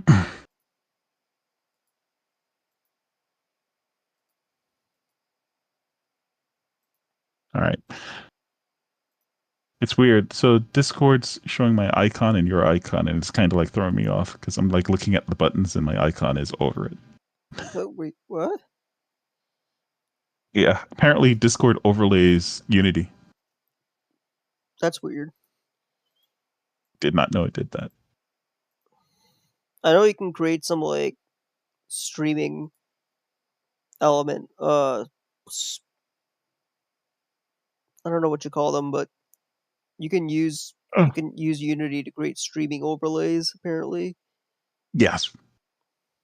Yeah, you can use Unity to you can use any engine really to make overlays for your operating system or your game, whatever. I know that I saw. Oh gosh, there was another guy that I met maybe about a year ago who made an overlay for his operating system. Pro, I think his name was. I don't remember. that's pretty sick. Yeah, pretty awesome. Um,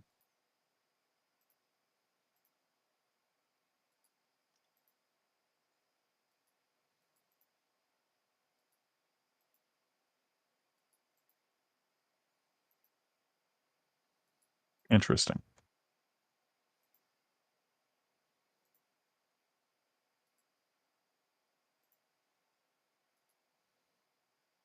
Map bias. Just double checking myself before I move into the next step. So we can consider this done, I think.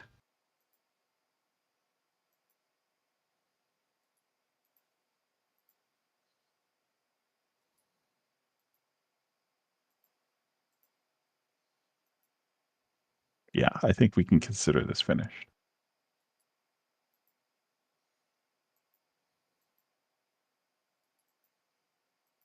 Okay, simple.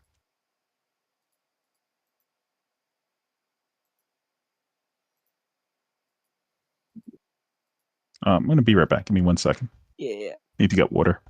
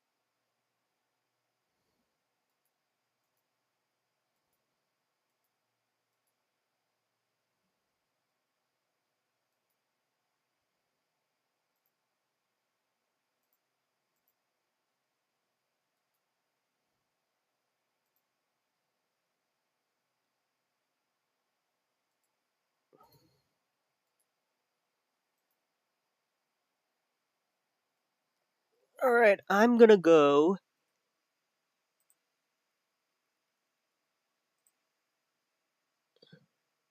make some sushi.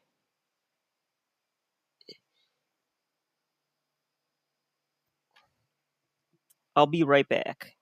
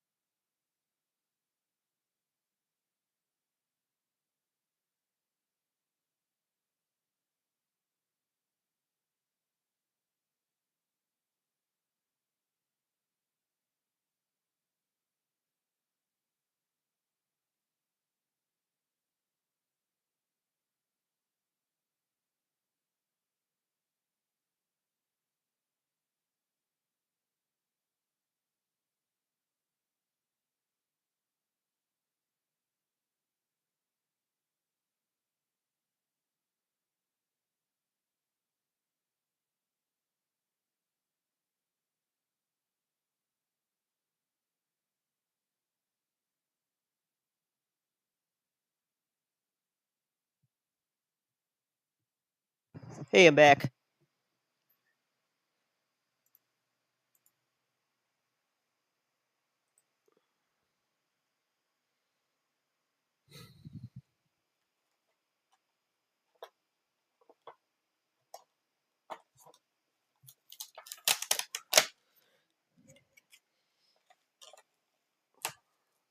Okay, sorry about that. I'm back. Oh, we came back at the exact optimal time. Oh, okay, awesome. I got some sushi. I actually forgot before stream that I was making soup. Mm. So fortunately, I had it on a very low flame, came back, and just poured some.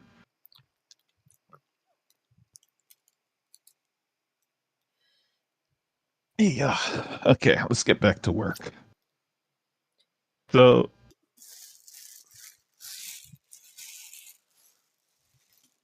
Wait a sec. Let me go get a fork. I'll be right back. yeah, sure thing.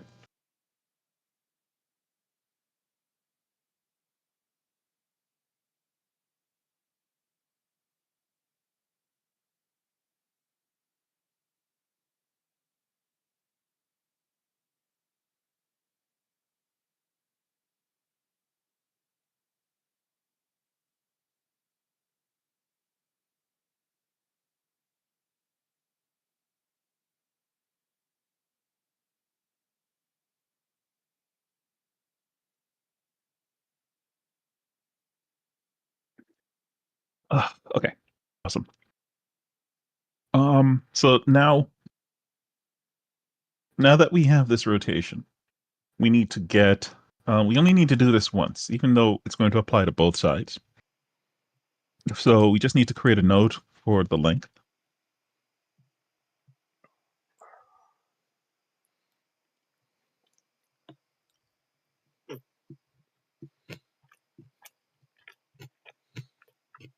Right? And we're just going to take the UV.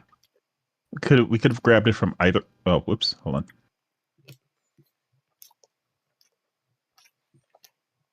There we go. Need the UV, not the sample. Um, yeah. And we just take the length, and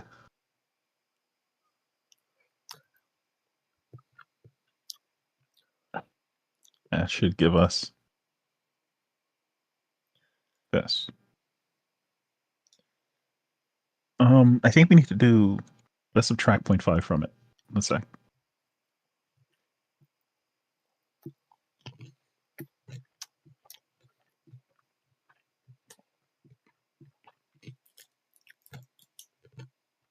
Yeah, this is good sushi. And length. Good to hear.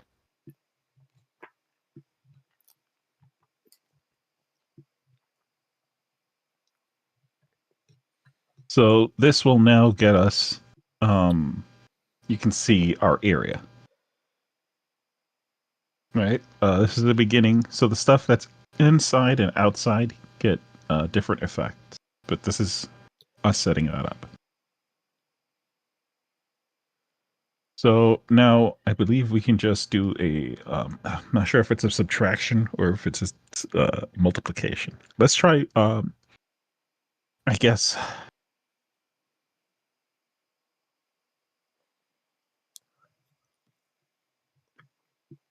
let's try subtraction. If I remember correctly.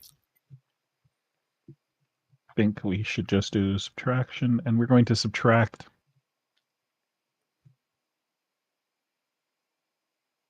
the where is it? It should be over here somewhere. The effective dissolve area.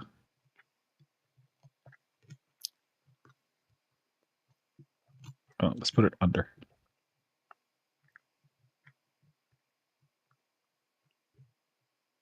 What does that look like? There we go.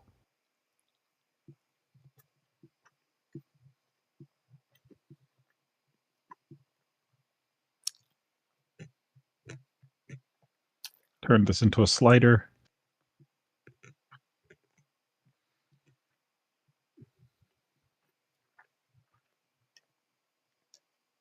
So what we're doing here is we're just going to make it display as a slider on the inspector when we look at the material. That's all we're doing.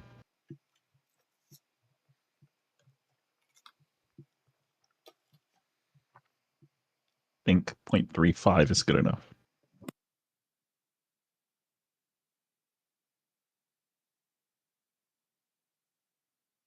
Okay. So now we know that inside of this, there's going to be one effect. Outside of this, there's going to be another effect.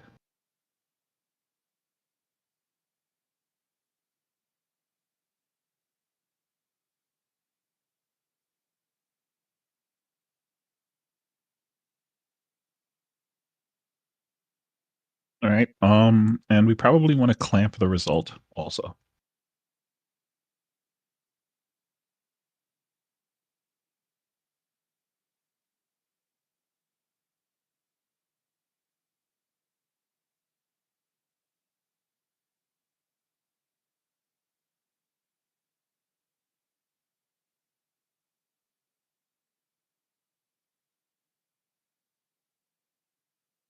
Okay. Um, I know we said that we didn't have to repeat this, but we could also make our lives easier and just copy this, paste it over here, but then add in a -1 node to this to get the inside effect. But we're going to try, because we like pain, um, we're going to try seeing what this is like when we just math it together instead of doing a -1 that way. Why? I don't know. I just feel like pain. Hey, sorry, I'm like literally everywhere at the same time. All at once? Yeah, that was. I I guess that's what sushi does. haven't had sushi in a couple of years, though. I think the last one, well, it wasn't, I guess it counts as sushi. It's shrimp tempura. The one I had was a spicy crab roll. Mm,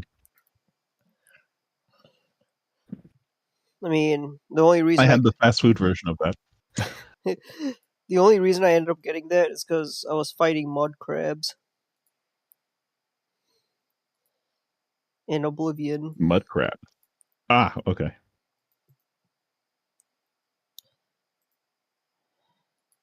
My uncle was a fisherman, is a fisherman. Um, and I went with him once, and he has a very unique way of catching crabs.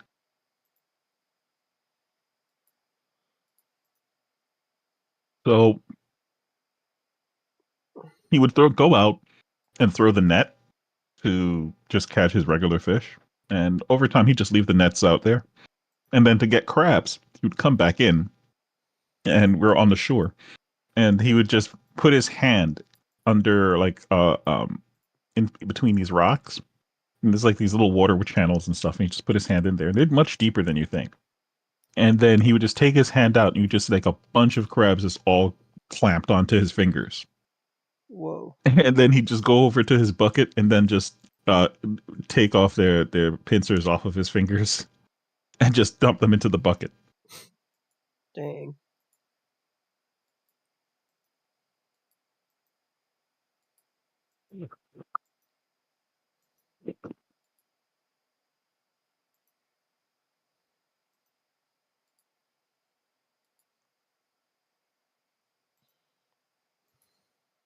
Now, those crabs would probably all have not been eaten if they didn't attack him. You see? So it's their fault. Well, they shouldn't have attacked him.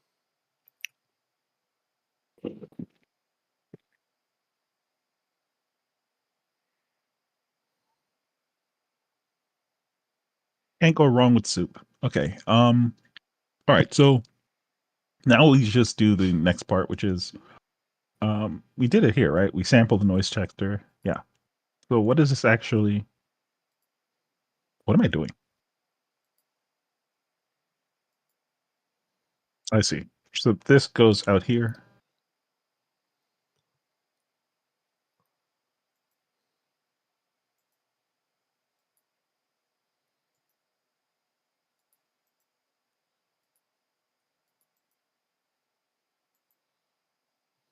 Pretty cool.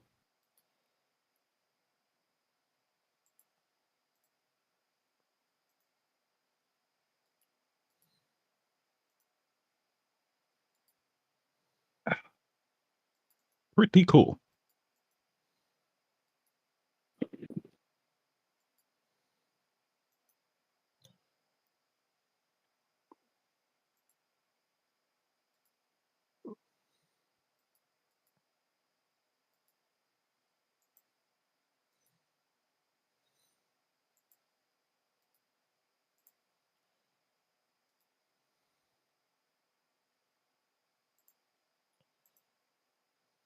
All right, we're good. So the cool thing is I get to see because I'm open mic that what's getting through and what's not getting through Discord now. Hmm. It's always been like a guess whether or not uh, my mic is too sensitive or not. Do you use like a a built-in headphone mic, or natural mic? No, it's built into my headphones because I listen to music at the same time. So if I just used, I mean, I could also like that just makes no sense to me.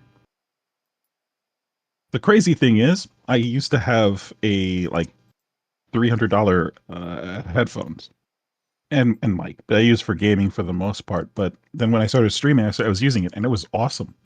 It came up with its own issues though because it was super complicated for a lot of different things because it had so many controls on it.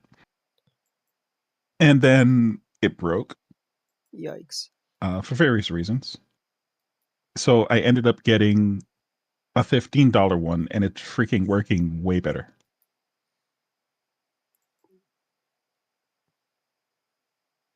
Like it was crazy. Like the day that I realized that it broke, I was just about to stream. Like I had scheduled that was the first and last time. Well, no, I should say that was the last time. Wasn't the first time that I was pre-scheduling my streams. And then it just broke. I'm like, there's no way because I can't live up to the obligation or the stress of the idea of the obligation, and then something like that happens. So I had to run out, pick up um the first headsets that I could get, and that's this one. And this one is just like so freaking awesome, dude.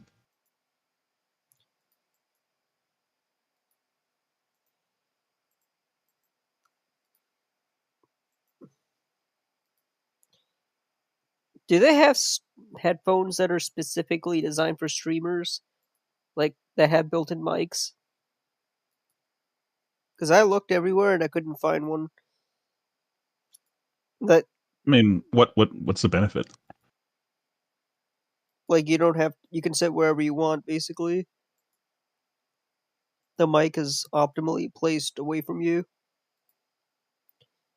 I guess mine kind of I fits. don't. Go ahead. I'm sorry. I guess mine kind of fits that description, the one I'm using. Yeah, there you go.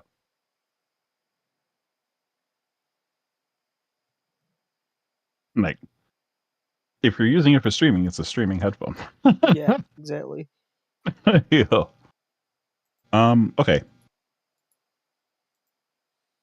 So now, we just need to, looking at it, I think we just need to sample. So we have this. This is the original over here. Let's move this stuff over here. There we go. I should start working on a Steam page. I think that'll be my Oh, next task after getting this build out. how many levels have you done? So far, I got the tutorial level. Uh, they're all sand levels. I got the first level, which is the bubble fall mode.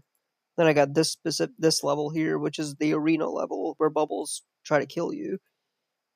Soul And Engine. Oh, go ahead. then I got a beach level.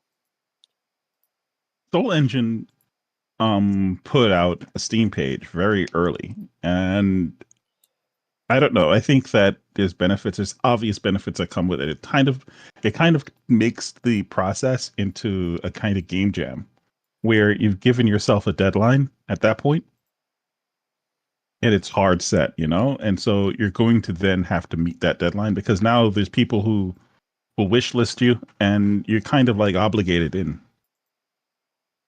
at that point. Like you're hooked in, right? Because now you have people that are depending on you to get this done. It's not just like you're doing this on your own time, you're hooked in. So that comes with obvious benefits. The same stuff that you get to with a game jam, I think. Yeah, like you're setting yourself up for a deadline.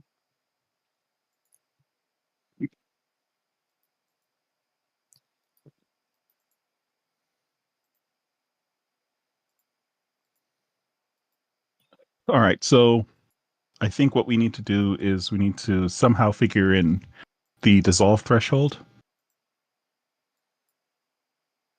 Um, which is this. This over here is our dissolve threshold. It's also where we're adding. I mean, you can barely see it, but this has Perlin noise built into it. Um, and I think we're going to use a step to do this. Let's see what it looks like.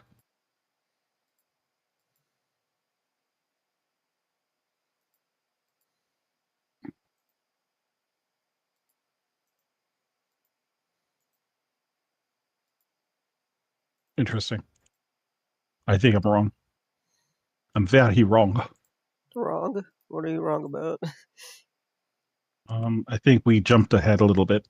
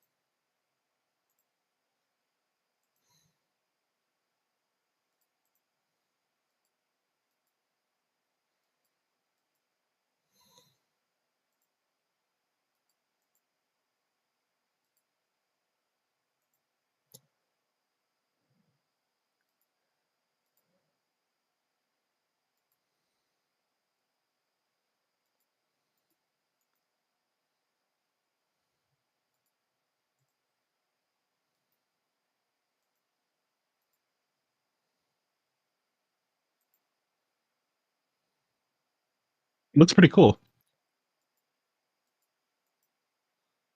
I'm almost gonna win. If I can survive this round for 10 minutes, that's a win. 10 real Let's check world. it out. real world minutes. What the heck is that? It looks really good though. Like I really like what you did with the UI, the changes that you made. Absolutely fantastic, dude. Thank you. Honestly, wouldn't be possible without your guys' input, really. I mean, this is the only thing that you need to take care of now is the top right, but outside of that, you're good. Top right. This Like, yeah, you need to figure out what's something different for how it displays the what color that you're going to be using. Just something more eye pleasing. It's fine. Like what I mean to say is that it needs to be there. Not saying that it doesn't need to be there. It's just that you need something that will be fit the game more. It feels the colors there feel too bland. It feels maybe it's the texture itself. I feel my experience tells me it's the actual texture that's just not a good texture for displaying the colors. hmm. But it could also just be that the colors are not correct there because like the colors that I see the bubbles are basically like more vivid and lively than the colors that are being displayed in the top right. That makes sense.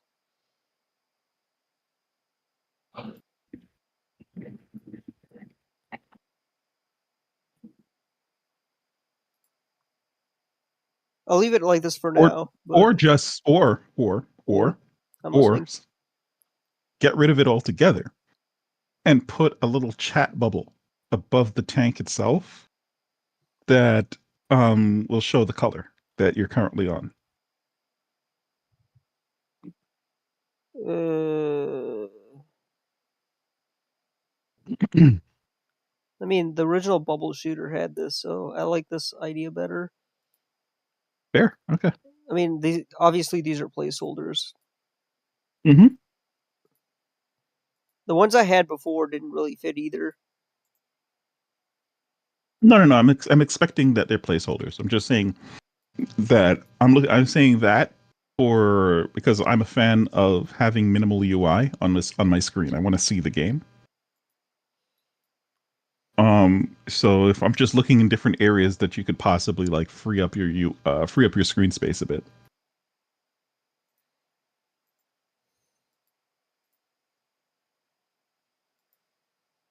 Like you can there's a time and place for UI is my idea on it. Like if the player actively opens a UI, okay, I can get as reckless as I want to with the UI. But if the player is like playing the game, they should be seeing the game, not UI. You know what I mean? What if I do something like hide UI? I mean, you could do that too, sure. Because I feel like that'd be kind of.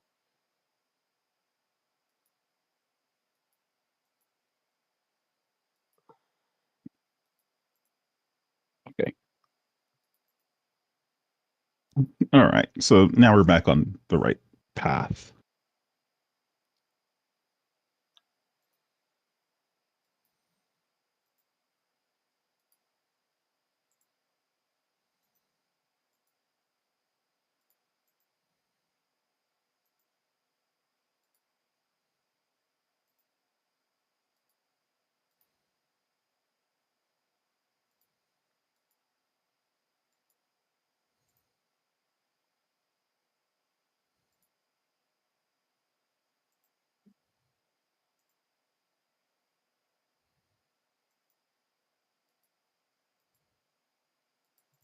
I think I'm just gonna play this for the rest of the day. Bubble. Yeah, You're playtesting? yeah. I don't really have anything else to do today, so could play Oblivion, but mm, save Yeah, it do your for thing, brother. another day.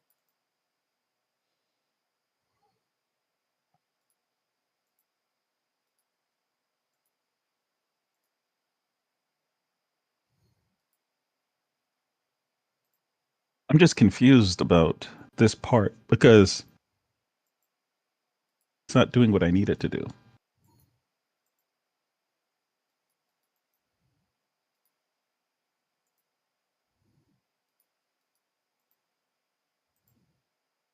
I think I figured out a way to optimally post shorts, YouTube shorts, to get like Oh, 1,000 views. I post them before, like I post them in like late in the late evening. I don't know why. The last couple I did, the views soared. Like I ended up getting maybe you're that. hitting the a time frame audience, I guess. Yeah, that's. I think I like figured out the time frame.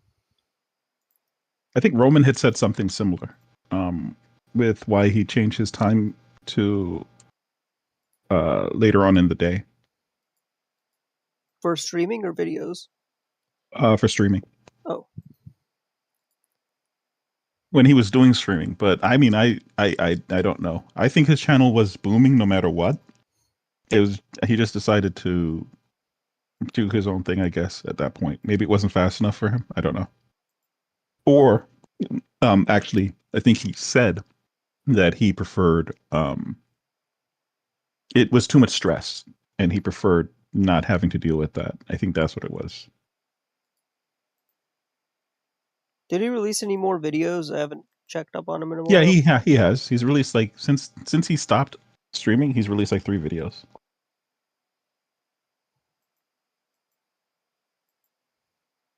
They're all progress videos. Right? His Devlogs. video editing is pretty cool. Yeah. What does he use to video edit? I can learn a thing or two. Gotta ask him.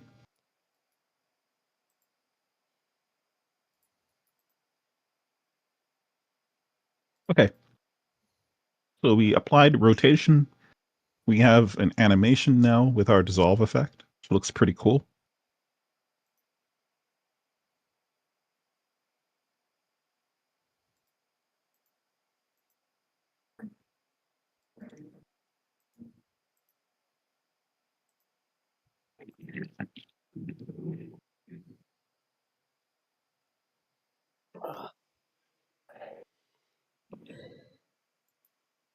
Yeah, came out pretty good.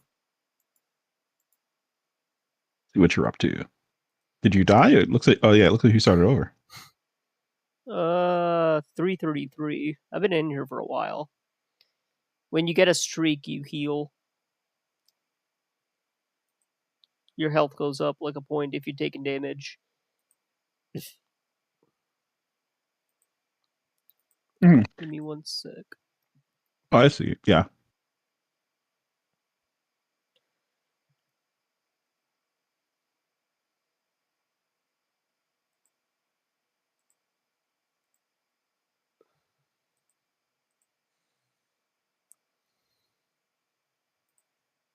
Hey, Doki.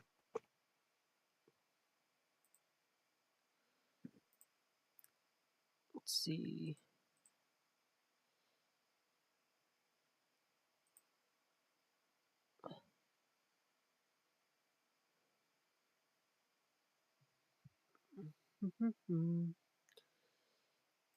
All right.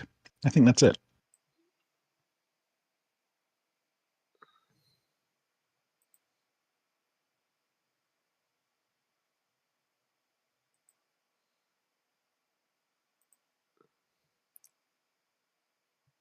Okay, so there's a couple of things we're looking at here, right? We've split this into two, technically. This is just the dissolve mask part right here, rotating the dissolve mask. So this is rotate. This is the dissolve mask. Then this is the setup for the effective dissolve area.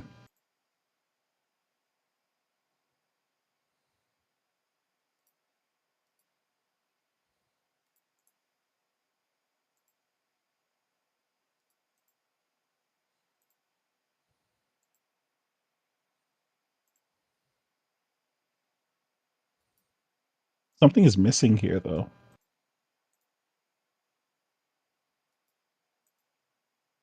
Like I feel like there's something that I want to do here. I think it's the distortion effect. I want to add the distortion. Oh no, but I want to add it to the end. Um we also we'll after it's after this point I think we're going to do that. Uh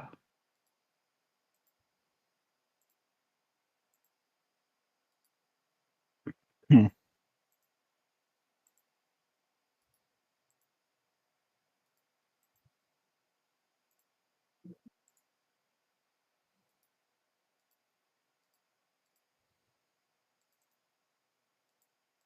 Let's do instead of using where is it? Instead of using step here,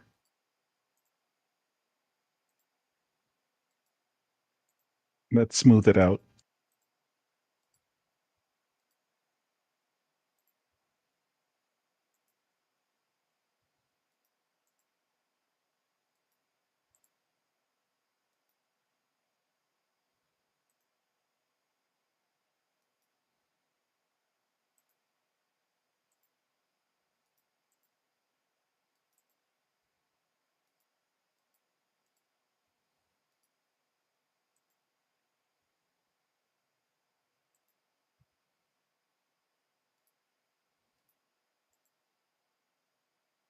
Better.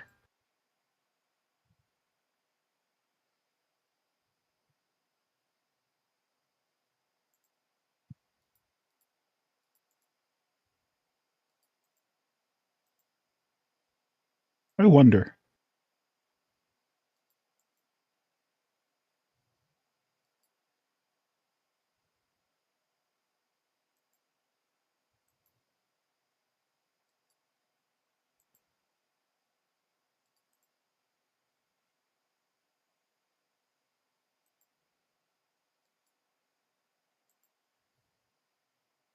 All right.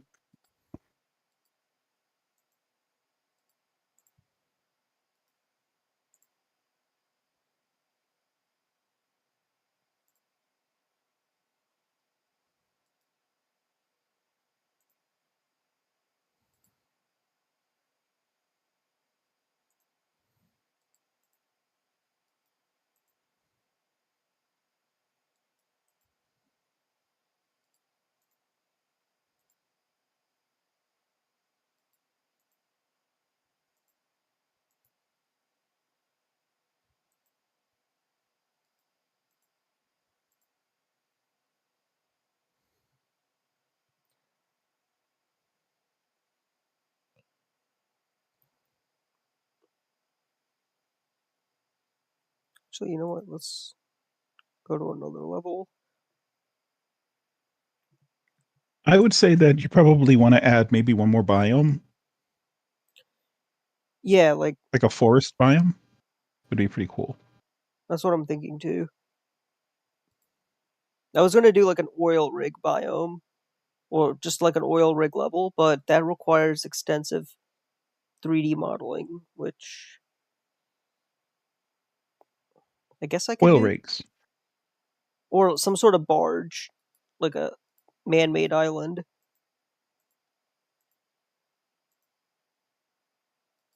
if that makes sense.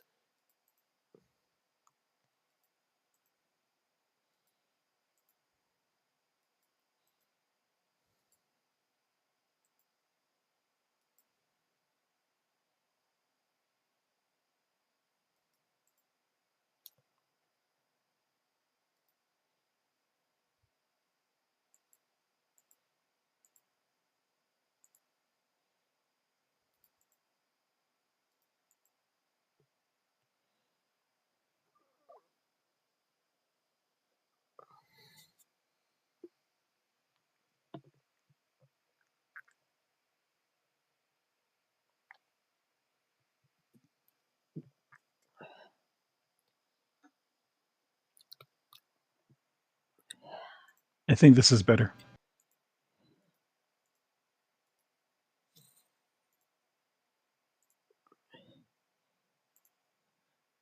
Yeah, that looks fine.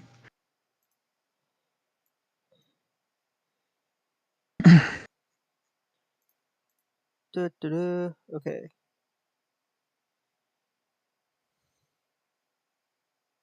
Awesome saucing. So we now have our dissolve part, I think, is done and animated. Now we just need to, I think we want to, I gotta think. I think we needed two more things to add to this Oops, before we wrong can scene. consider this shader done.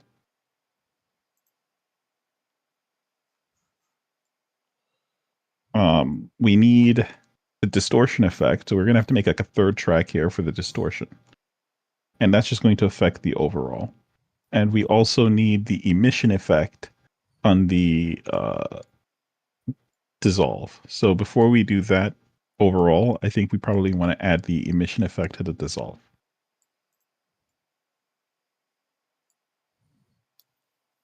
But this looks good.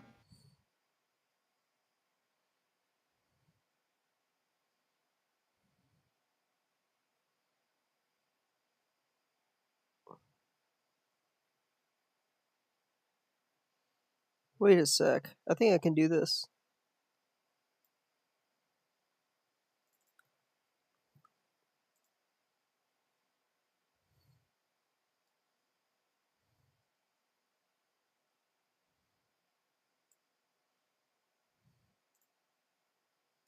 Yeah, I'm.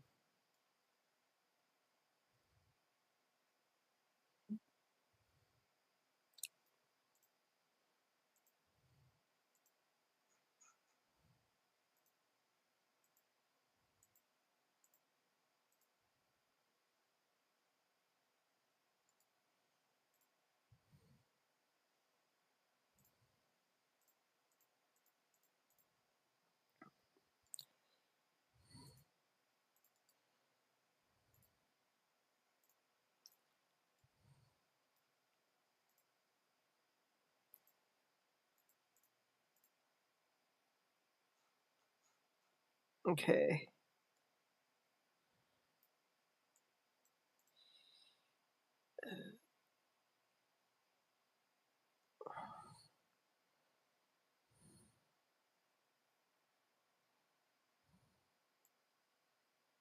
That would not work.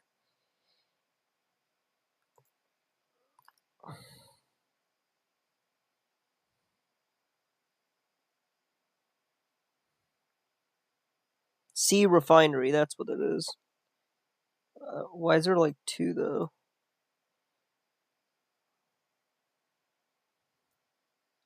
Confused. What do you mean by C refinery?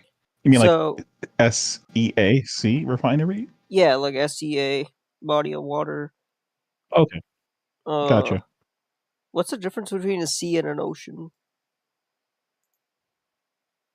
I oh, a couple of I think one is a 5-letter word, the other one is 3-letter word. Pretty sure. I mean, that's one difference, but You didn't specify. You said what's the like difference? like I'm just giving natural you one. bodies of I've water. I've done my duty. Like if you remember Shadow of War, there's a location called Sea of Nurin, which is an inland sea. But isn't it more of a lake? Right. I don't know. That just So you have like the Black Sea, which sure. is also an inland sea. All right. Um. So let's think about that. We have the Red Sea, we have the Black Sea, we have the Mediterranean Sea. But then we don't call the Atlantic Ocean the Atlantic Sea,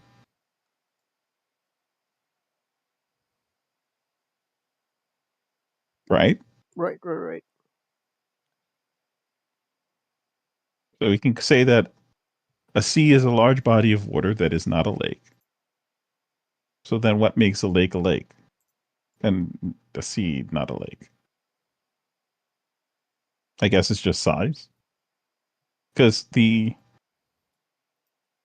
Mediterranean Sea is composed of many other seas, like the Aegean, Caspian, and so on. All these other different places are there as well. Oh shoot, that's right. And we also need to make the lava lamp looking effect for this. So let's do that next, actually.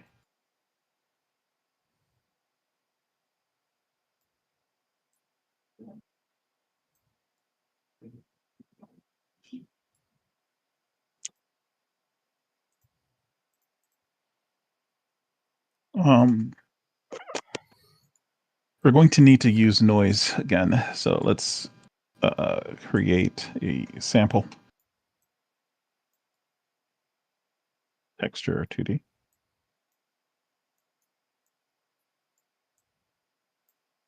Um, this one looks kind of globular, so we're going to grab this one.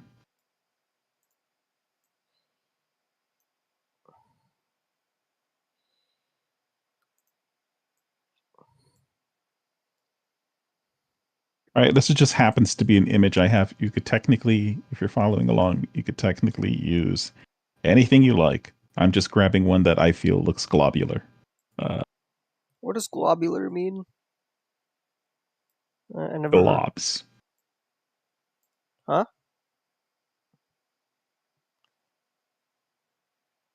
I never heard that word before in my life. Well, I What, have. globular?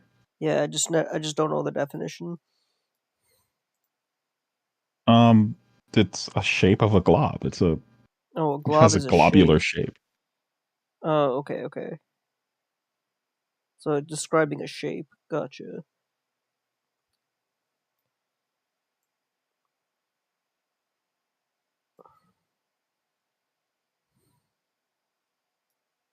Right. Like basically like if you were to say something like triangular. Look at that, I know. But I just never seen.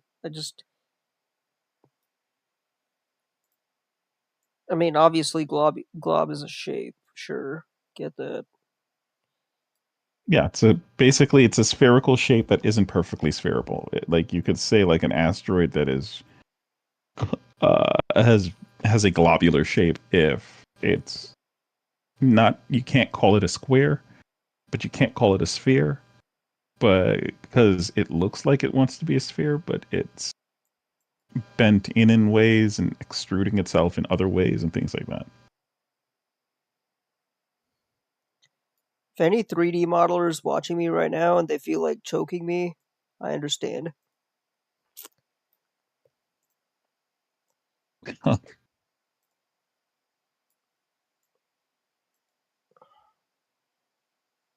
um okay.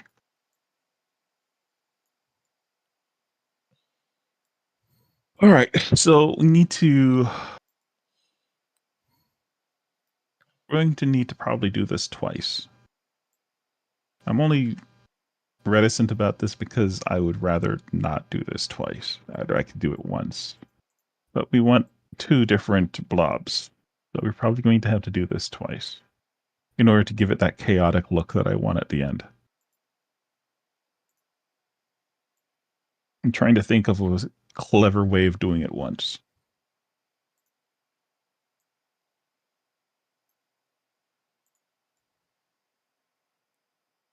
When I add colliders to objects that don't have colliders, I just use like primitives and remove the mesh colliders.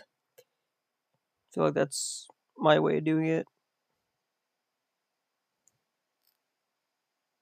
Doing what? Not adding colliders to stuff? Yeah, no. When I add colliders, I use primitives, so then I can get the reference, the shape of an item, I guess, and then Hmm. mesh colliders. Right, I need Uh, another. this is- I'm not. Oh, you're talking about something else, I think. Yeah. Oh, okay. Yeah, the easiest way to do that is spatial partitioning. You just you take in so you can use several formulas, put them in as helpers. One will be able to, you just pass in a value and it will calculate something based on that. Typically, it's like a float that you pass in, and it'll spit back out, depending on the type of game, a vector 2 or vector 3, which should give you the dimensions based on the float that you passed in of the object that you're talking about.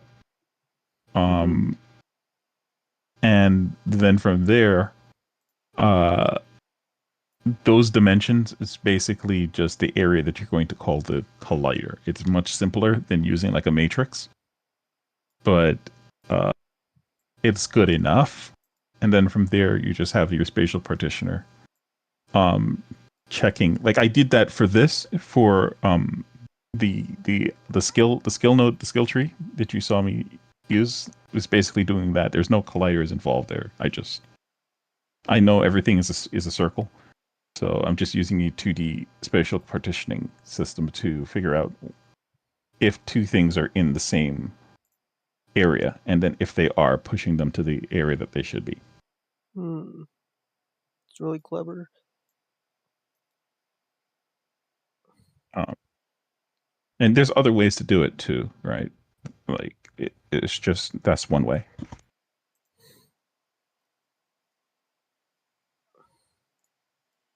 Um, so we're going to use that. Let's just duplicate this then, because we're going to have to do this. You know what? Let's wait. Let's finish building this part first, and then we'll duplicate it because the whole thing's going to have to be duplicated.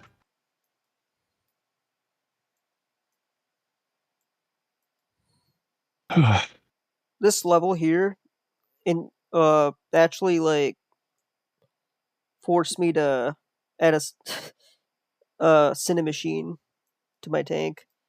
So I think that's cool. Not against camera controllers, but setting all that stuff up manually was tedious. What do you mean? Like whenever I created a new level, I had to like position my tank and you know do a bunch of Control Shift F a bunch of times on the camera just to get that position right. Now I don't have to do that anymore, which is good. Like Cinemachine does all that stuff for me. Like puts the camera in the right spot. Oh yeah, Um, that's what I'm talking about. that's good.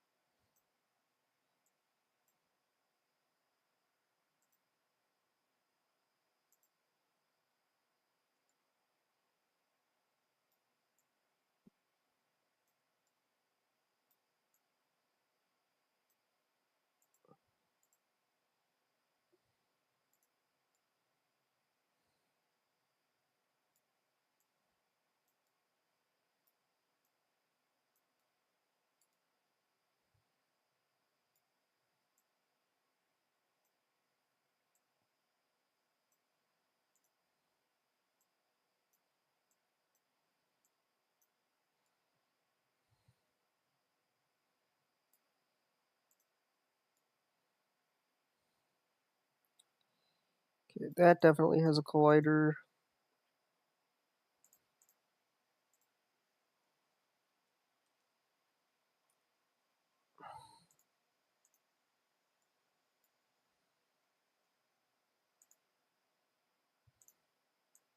Okay. So instead of using this, we're going to be using sine. There we go.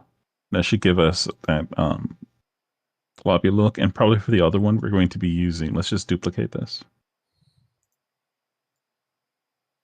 up.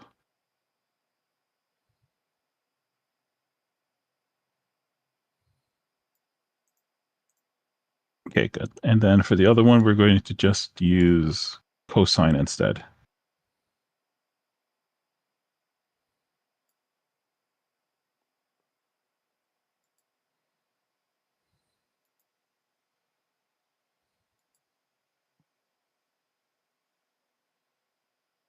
And I was not like I was in that phase of just thinking about stuff because I felt good enough spending yesterday having prototyped out like what this would look like.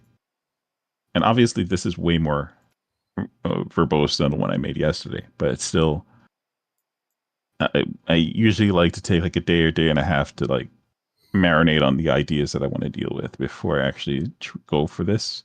Mm, before going for the So I stream. was like debating, should I do it, should I not? Uh,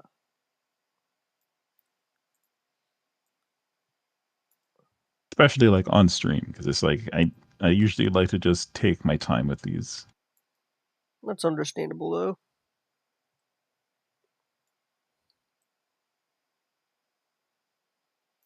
But it's good. People get. I like to share final thoughts, but at the same time, I think it's good, even for me, like going back and just looking at some of these videos to learn back from them, like what the process was. That because I might miss things that I had no idea that I was um, doing along the way, and that could be beneficial. Why does this feel way too big? Hold on.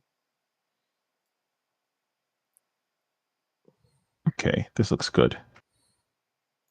This looks good, sir. I like it. All right. Okay, let's do this.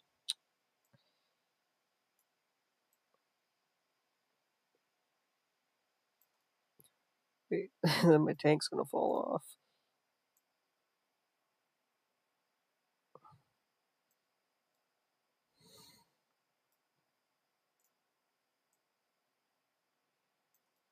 I was watching a playthrough of Oblivion and I could not stop laughing. Some of the NPC dialogue is so funny.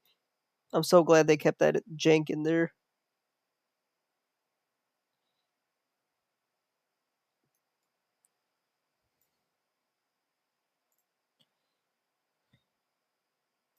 Okay, I think I have an idea. What I'm going to do is I'm going to see before I commit to this if I can instead Now just that's try what I'm create talking node, about. smooth stepping it.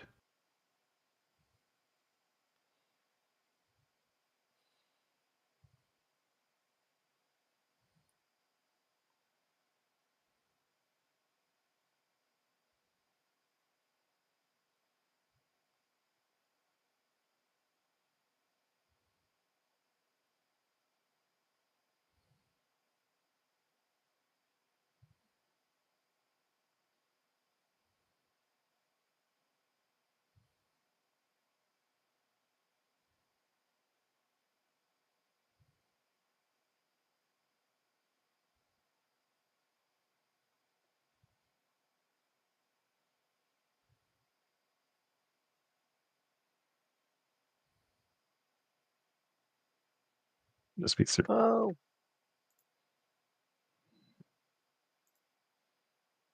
I fell off.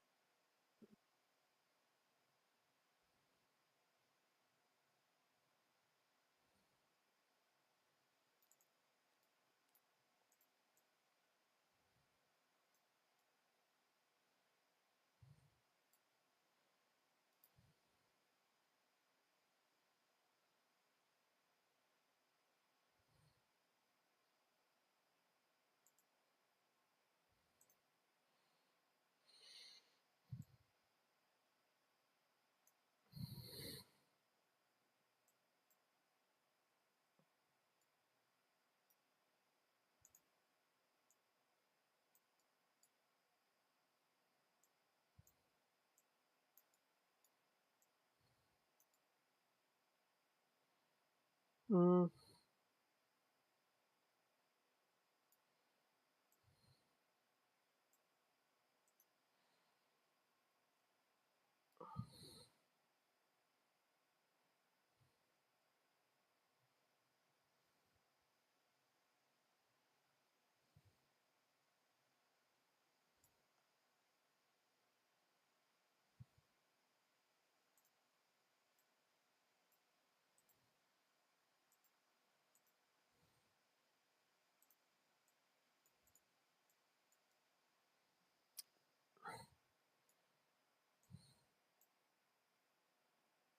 you still there? Yeah, I'm just messing with stuff.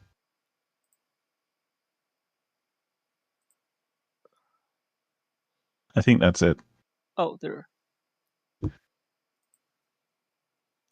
think that's what we want. Wait, why is this in 2D? Oh. Wait, actually, no. That works for what I'm trying to do. There's only one way to find out.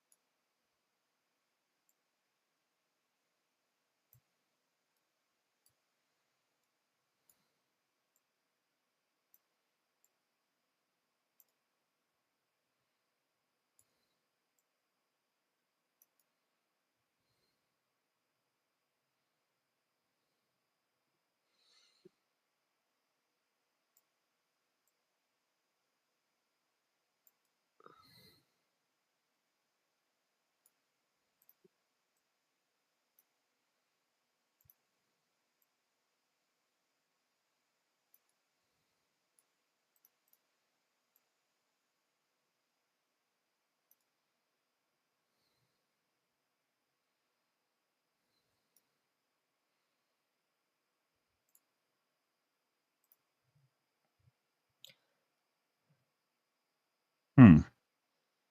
Let's add. Oops.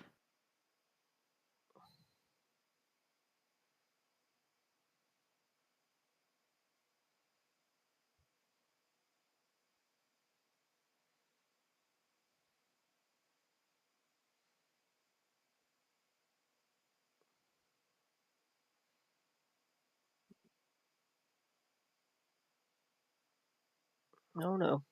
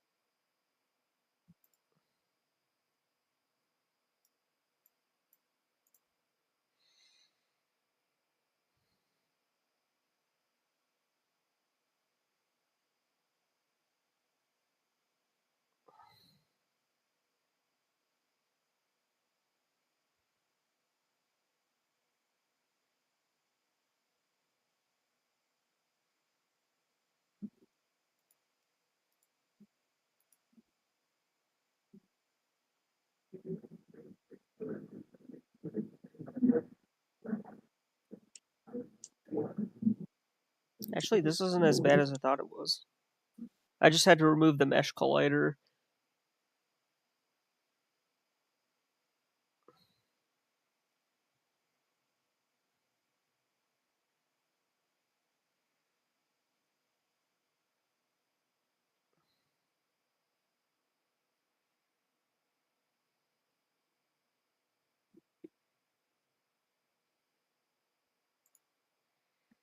Okay, so now we have control over the highs and lows. So let's work on that.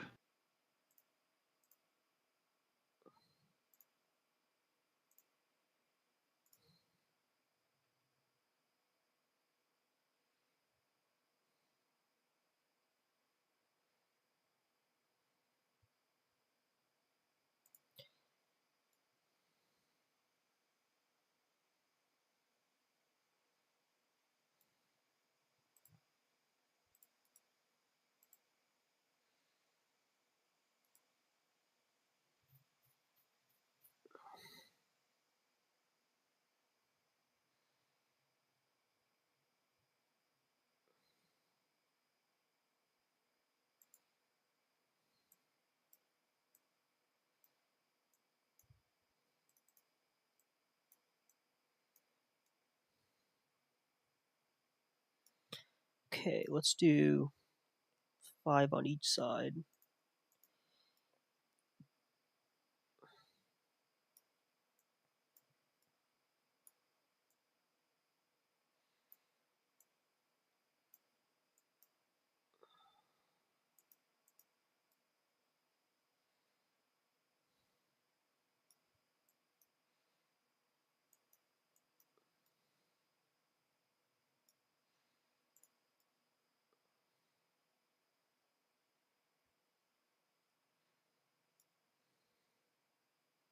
Okay, good enough.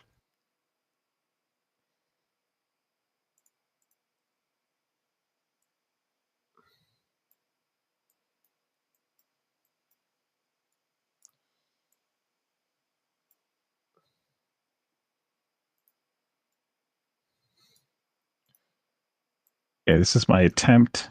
I once I get the idea in my head that I want to try to do something, I stick to it. It would be easier if I just made these as two separate, but I'm trying my best to sample it only once I feel you. and seeing if I can get away with it. Uh, we probably, but we won't really know until we get to the main preview.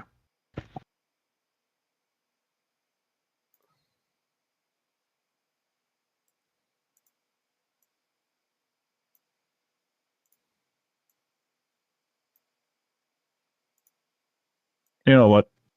Let's try this.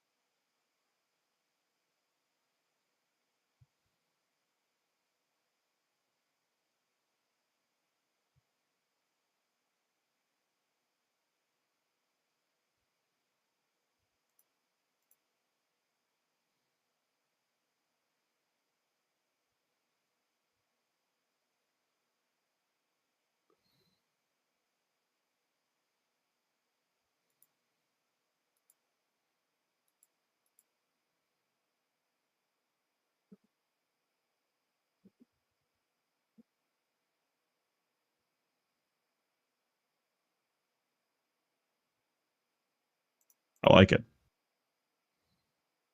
That has that bizarre globular look that's going to. So Wowza.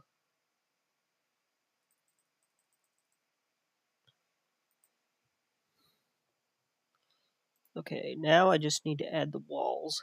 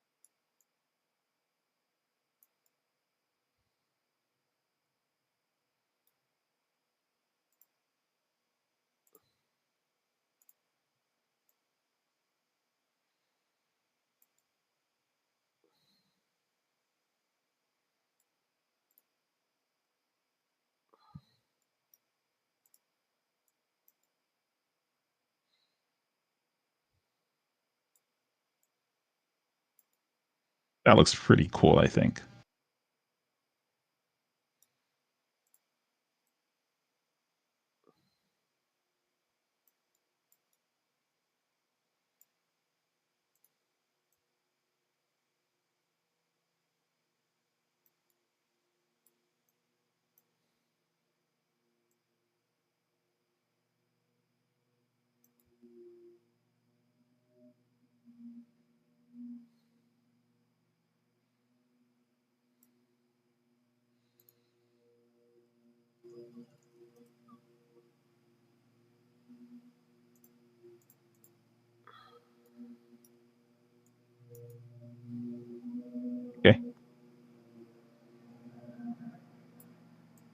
Let us now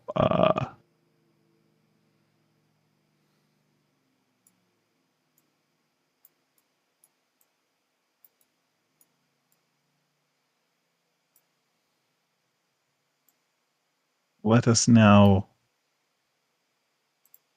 um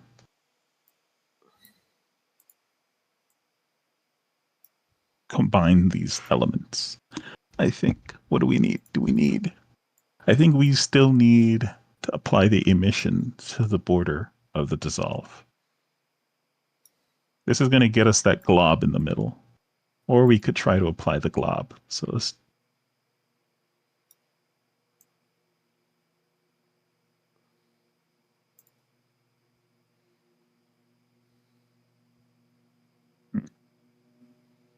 which one should go first?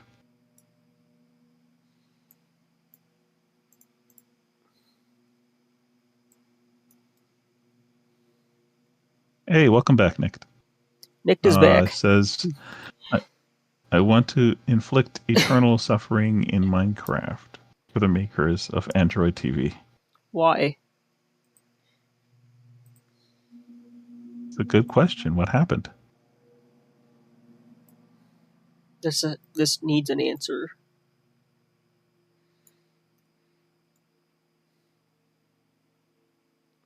Did they get banned or something, or is it deeper than that?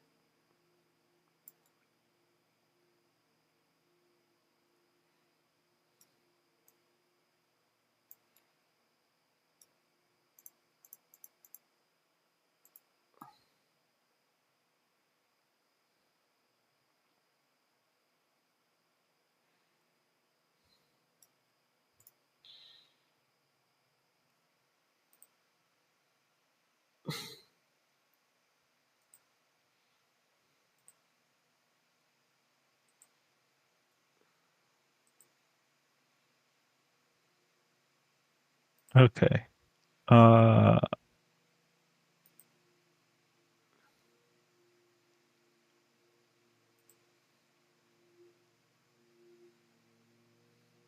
all right.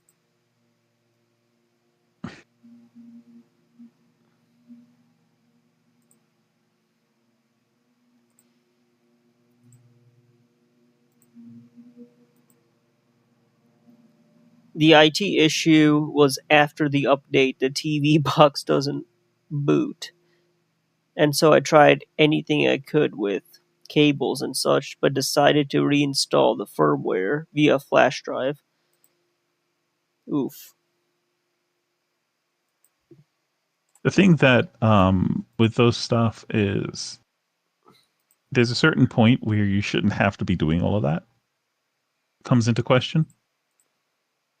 Um, and if you are, then it's time to call some guy in India.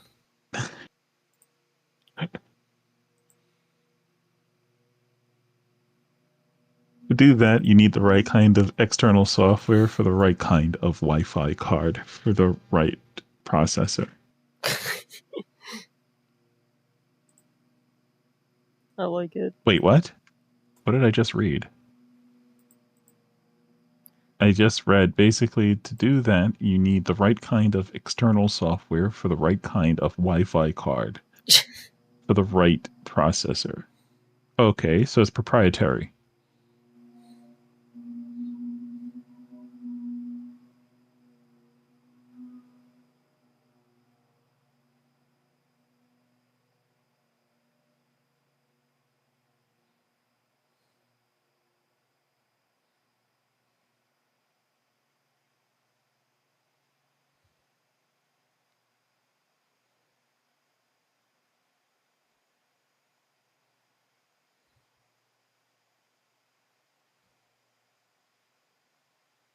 All right, let's try to combine these and see what happens.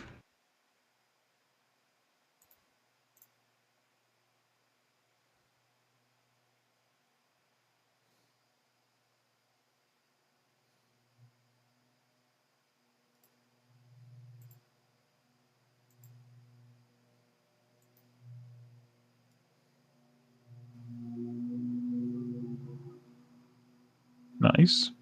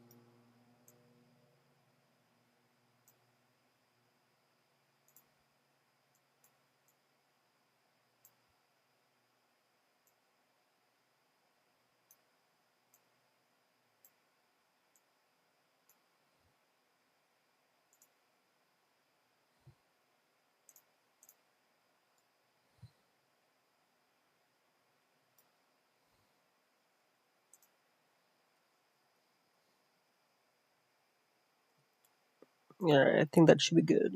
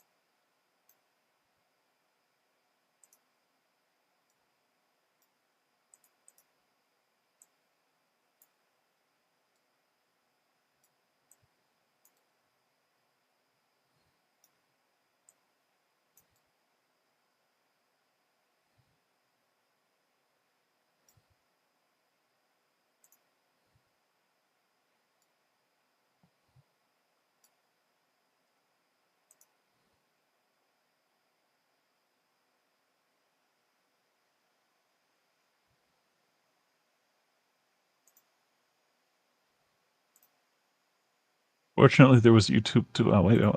If the software is not made for the correct way, it can't be installed, right? Fortunately, there was a YouTube tutorial that was for the exact one I needed to work with. It's a cheap knockoff, so that's a miracle. Also, you gotta like connect the TV box to your computer using a USB A. Okay.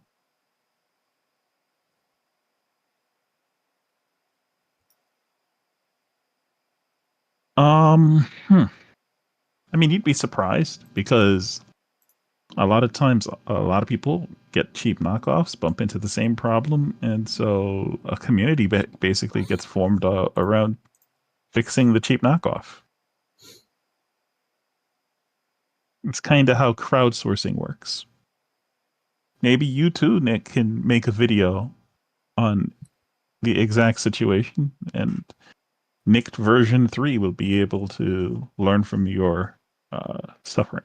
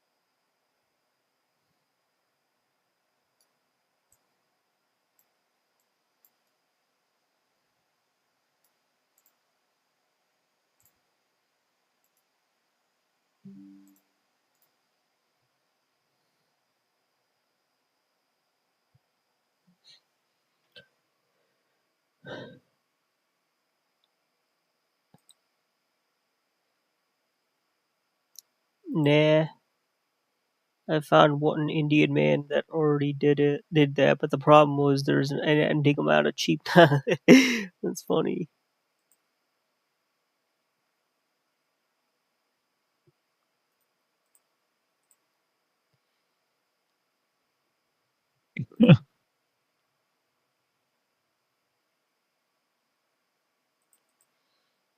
bruh. Like I think the most thriving the most thriving industry in India Is is IT. I, IT work.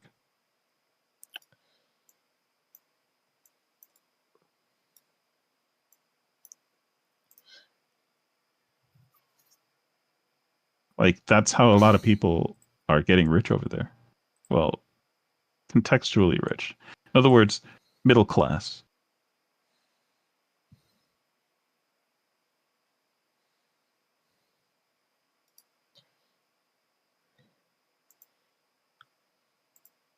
Let's change the sample. We're gonna go from Perlin to something else because I think this Perlin might be too grainy.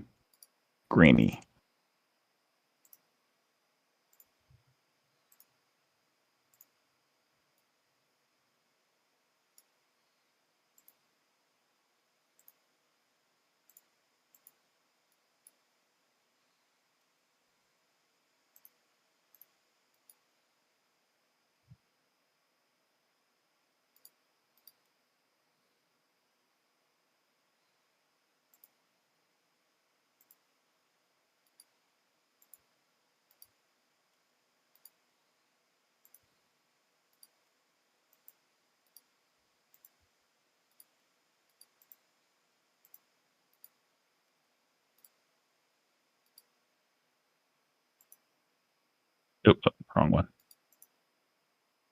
Actually, what would happen if we do this?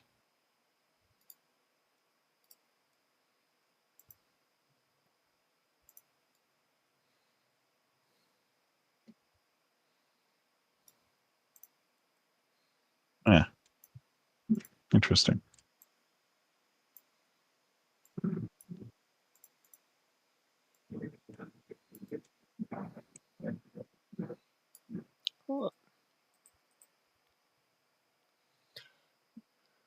Oh,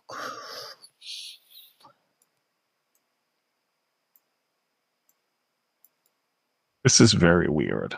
Thus you fed.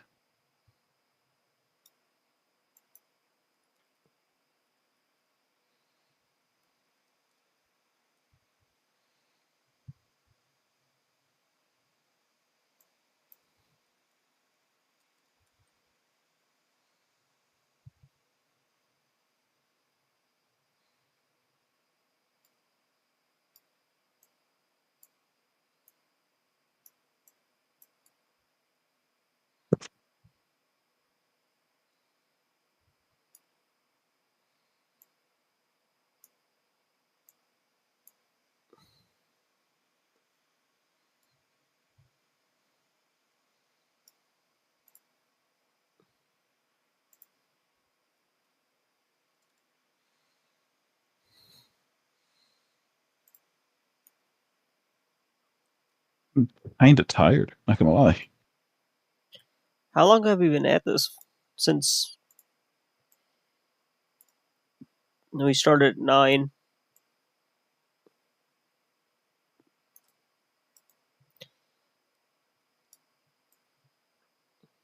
Be right back. I need to get some water. Yeah, yeah.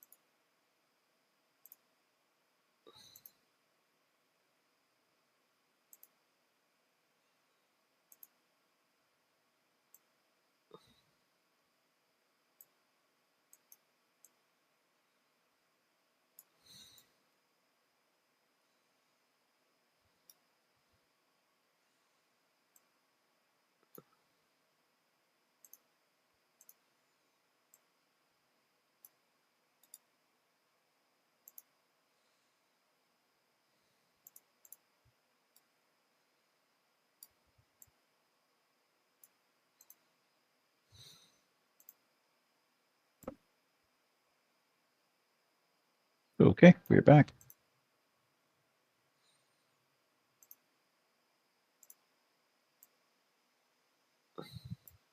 Okay.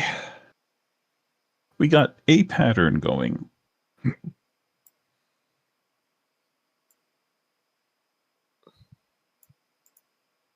but it isn't the original pattern that I wanted to get.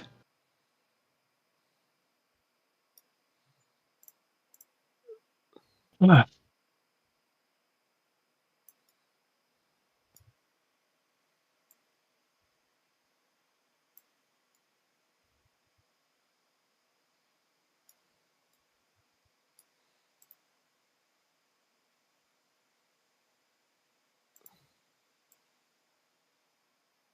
what do you think of Ooh, the like FDA stuff? the Food and Drug Administration,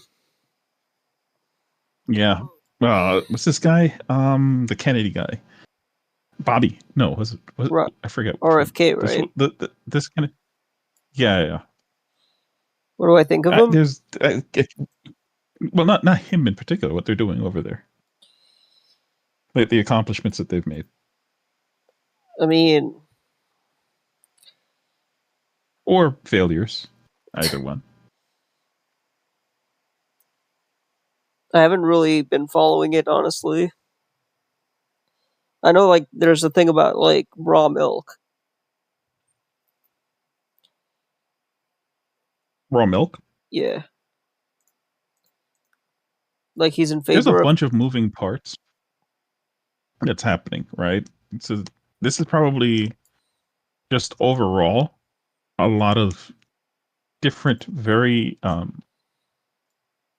you can't even call them characters. You got to call them firebrands in their own fields. And I think that's a good thing. If you took a step back and you look at it, I think this is the first time I can say, at least in my lifetime, that you have one administration with a bunch of people who could, in their own right, have become president. Yeah, they all ran. Like RFK ran as an independent. Well, he started as a Democrat, but he Well, I event. don't just mean that. I mean they each represent enough of they each. It's kind of like when you're dealing with the gods, right? And you're talking about the gods, and you say, well, this is the god of lightning, this is the god of thunder, this is the god of knowledge and wisdom and so on. So you understand that that god represents that idea. And so when you want to represent that idea, at least in those times, you could actually just refer to the god's name, and suddenly people would understand what you mean to say. Well, it's kind of that way. Like if you say something about RFK, you kind of understand you're talking about the food and health stuff. It kind of goes hand in hand. This person has managed to tie themselves at the hip with this one idea, and that idea is enough of an idea to get millions of votes. You got what I'm saying? Mhm. People voted for the idea. Exactly. Thank you. Hot take: 4chan users shouldn't be allowed to run for president. I say they should be the first people in line to run for president, Nick. 4chan has brought a lot of progress to humanity over the last, like, what, 20 years they've been around. Progress? Yes, very much so. There's been all new types of exposure to the fringes of society that 4chan has brought to light for us. No one would have known these things even existed if it wasn't for 4chan. So we should I say better the devil we know than the one we don't know. And I thank 4chan for introducing me to all of the devils that I didn't know.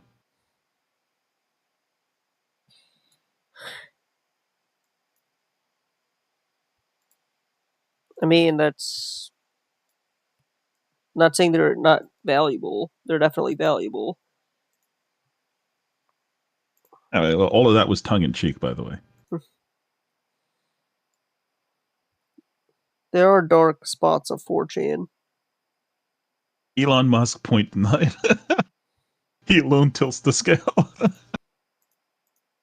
Well, he can't be president anyway, Nick. He's an immigrant. Well, U.S. president. He can become president probably of if he still has citizenship with South South Africa. Africa.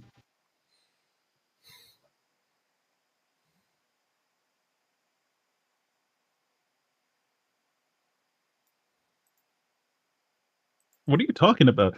This is the thing.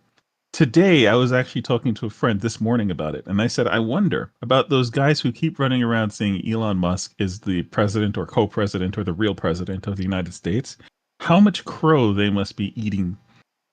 It was an article that we were talking about this morning. I said, I wonder how much crow that crowd must be eating, or maybe they just moved on to the next thing to impotently rage about.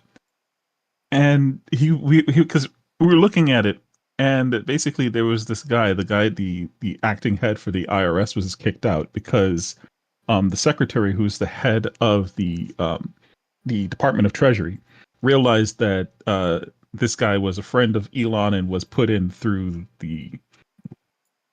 Elon as the acting head. It doesn't matter. Acting heads are great for getting around the whole vote. They're only there for like what 90 days and then they have to go anyway, right? Because you need to get the confirmation for these positions. So Senate confirmations for these positions.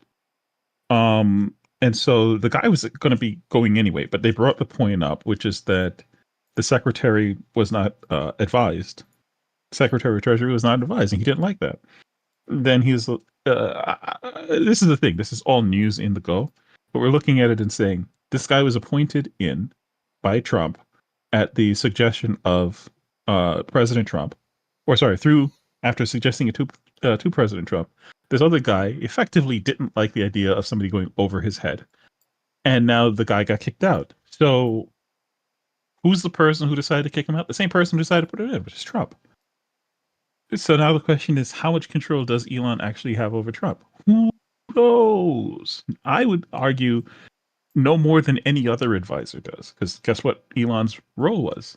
Advisor.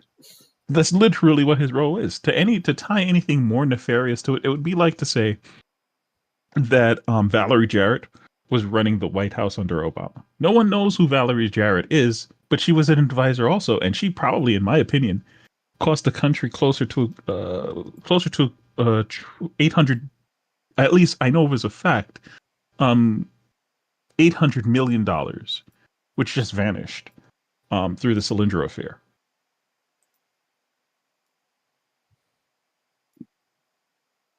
Wowza.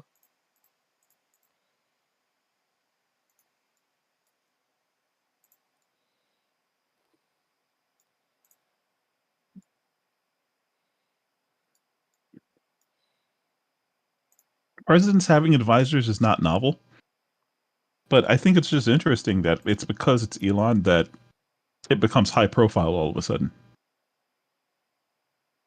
To be fair, though, when it was Jared Kushner, um, people hated him too, so that's a thing.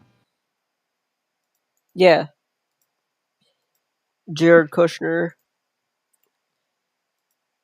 I remember him. I tell you, it just gets boring after a while. It's like, how many times do people have to go after the advisors? Like, we get it. You don't like the president. Hey, it's fine. It's okay. The advisor, I didn't like Jarrett after the Solyndra affair. I absolutely was like, dude, Refresh who's my giving this memory. guy the advice? And it was her. What was the Solyndra affair?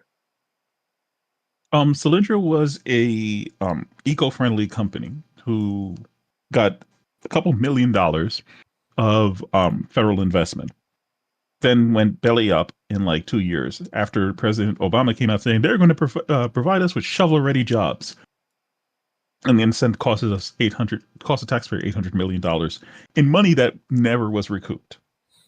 It just vanished into the thin air. Hmm. It was supposed to be a company that was supposed to do with solar panels, Solindra, yeah, and had none of the stuff that it was using or ordering was made in the United States. Everything was being purchased from China through Hong Kong companies. So it was like every single penny that was going into Solindra was just going straight into China's pockets. Wowza. And those were the shovel ready jobs.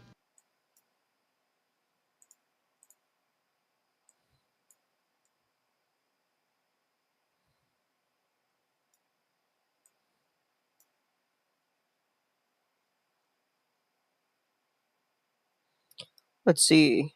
This homing bullet has a duration of 10 minutes. which is 600 seconds, presumably. I'm sorry, Nick. I didn't know. I will try to use, I guess, different concepts and different terms, if that'll Nick, help. nicked. This thing is busted. I think this level should be a-okay.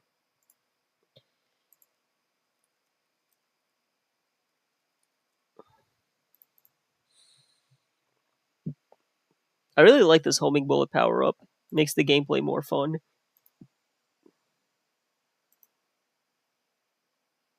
Homing bullet is pretty cool. I liked it. I liked how it worked. Thank you, Nintendo, Tears of the Kingdom. Even though you suck and you didn't give me Wind Waker HD on Switch, and I ended up getting Cemu to play it, I still love you, Nintendo. Alright.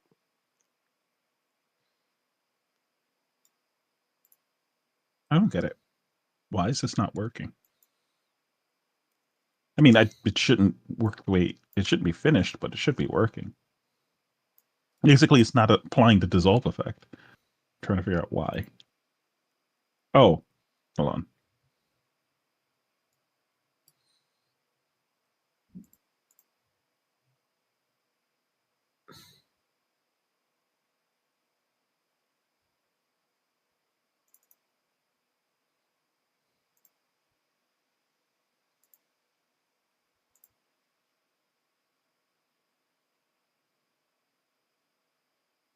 Interesting.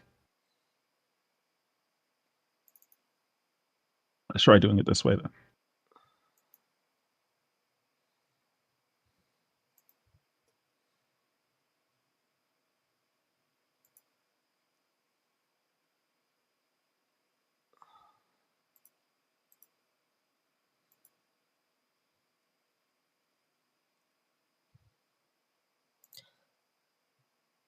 Alright, let's build this level.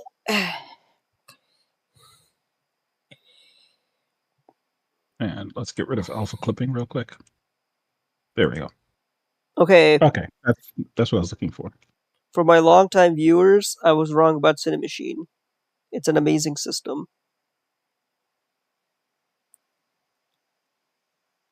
I talked jank about Cinemachine, and the only reason I felt that way is because I didn't understand how it worked. Usually how it is.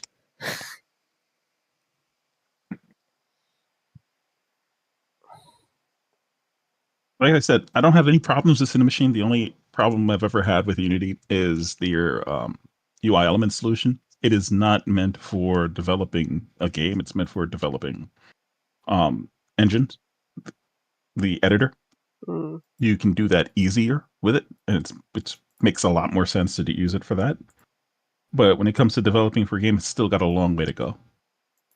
Like, if it wasn't UGUI, if UGUI is already bad, but UI element makes UGUI look good. Put it like that. Wait, UI element. Isn't that like UI toolkit? Yeah.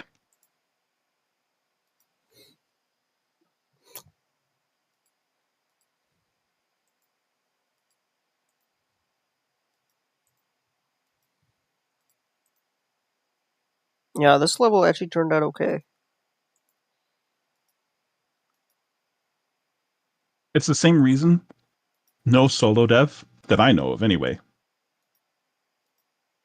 uses their dot solution. It's because you once you goof around with it enough and you realize what's happening, there's certain things that it makes convenient, sure, but you're much better off just using async.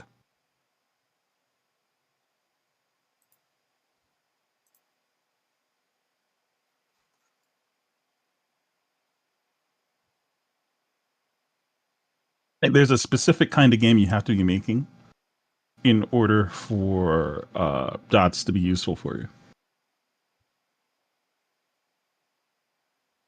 and that's sad because it's so freaking. It has so much potential. The problem isn't so much the language or the library itself. It's one how niche it is, and two, um, to the how much verbiage is involved. And it just takes up way too much time to code using it. You have to code everything like three separate times. Crazy. Hmm.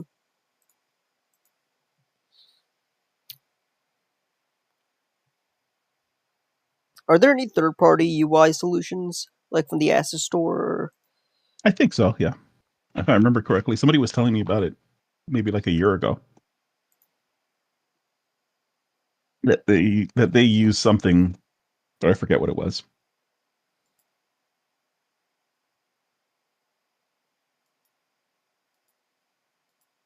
Is it better than Unity's native UI thing I don't solution? know. I don't use it. They said it was. I can't vouch for anything. I just know that I was told about it.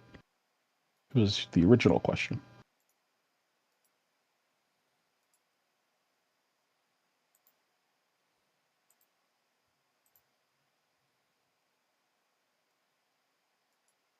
Yeah, like the draw for Unity is the community assets, the third-party assets. Like they make up for a lot of like native features Unity doesn't have.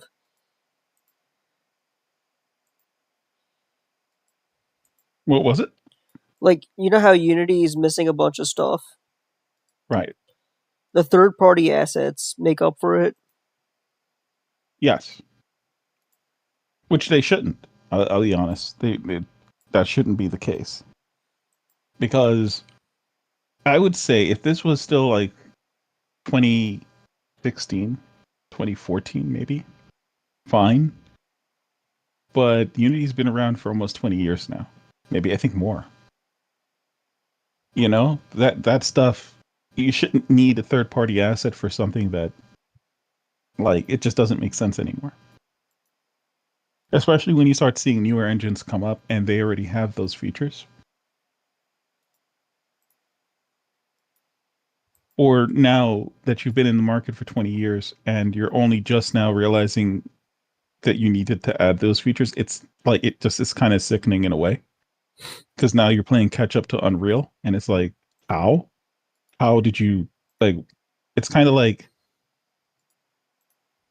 you were already in first place. Like you had nowhere else to go back down and you chose to go down. And everyone along the way was telling you, bro, we need these things. And you just didn't do it. Blame John Riccatello.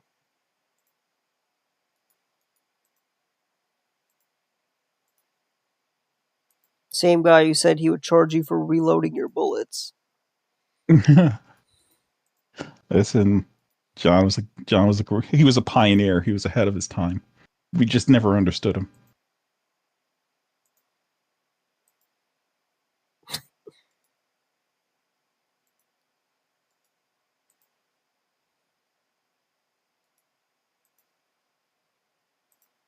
He's misunderstood.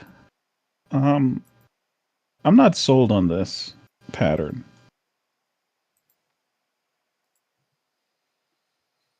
I'm not sold on it. I thought it would be pretty cool, but it's not. Let's apply it, see what it looks like in the actual scene. So let's save, clear the console as one does, and let's image.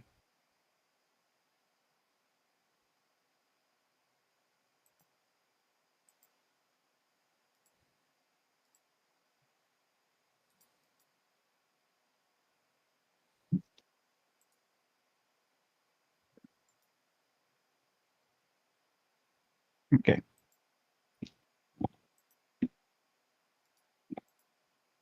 it actually looks pretty cool. With this level?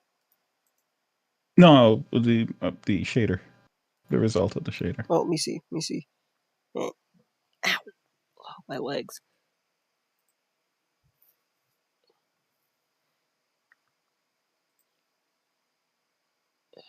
Oh, wait. Refresh.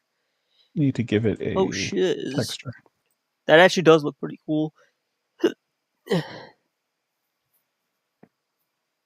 Like a Tesla coil thing. Let's go noise. There we go. It's kind of doing the.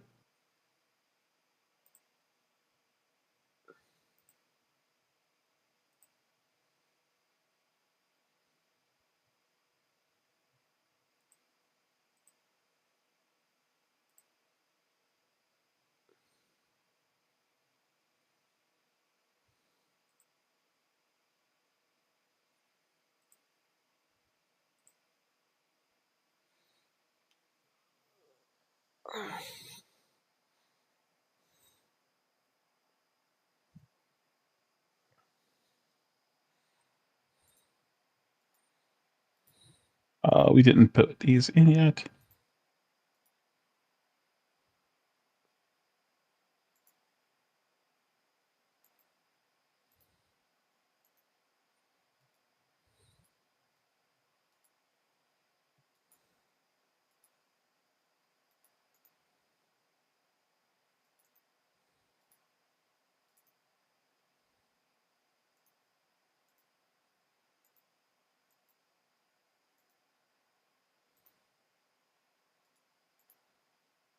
Huh.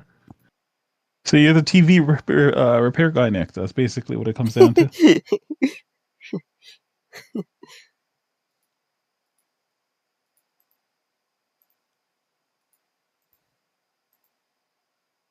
mean that you're the cable guy. Nick the Cable Guy. Has a nice ring to it. Yeah, but the first time I ever had to repair somebody's PC, it was my friend's uncle. I just happened to be by my friend's house. We were playing, I think we were playing Yu-Gi-Oh or something like that.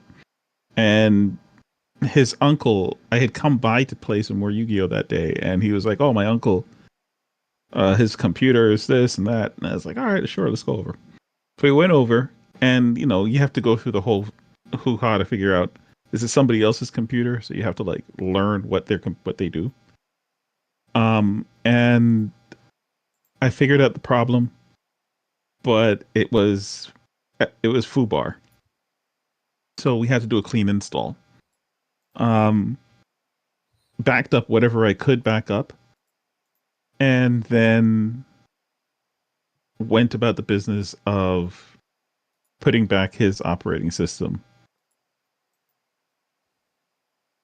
Got his computer running again, and I was done. We were about ready to go back to play some more Yu-Gi-Oh, and his uncle shoves $40 in my hand, Oof. and I said, "What the heck?" I was like, "No, no, don't worry about it."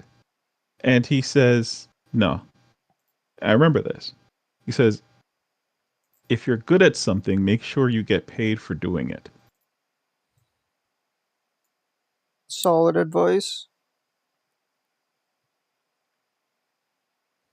And well and okay, he's my friend's uncle. I wasn't going to ask him for anything, but that's what it was. It makes you get a sense of being appreciated in that way. Also, like it adds value to what you're doing. I think because that's people's time. Money is time, so he was willing to give me $40 of his time for that, which I think is awesome. Was awesome. It looks all right.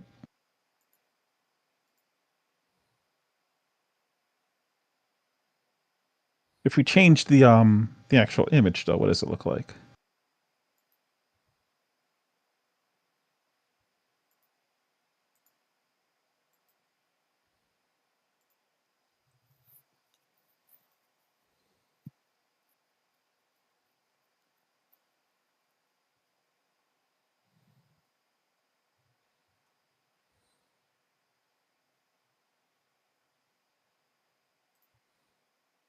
Eh.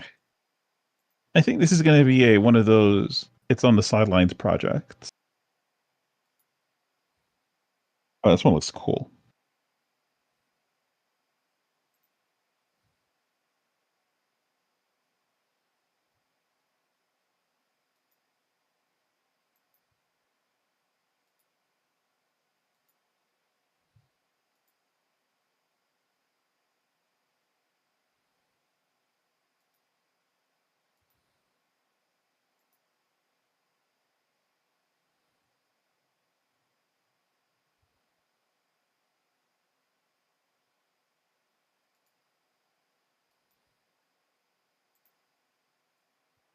That actually looks pretty sick. Not-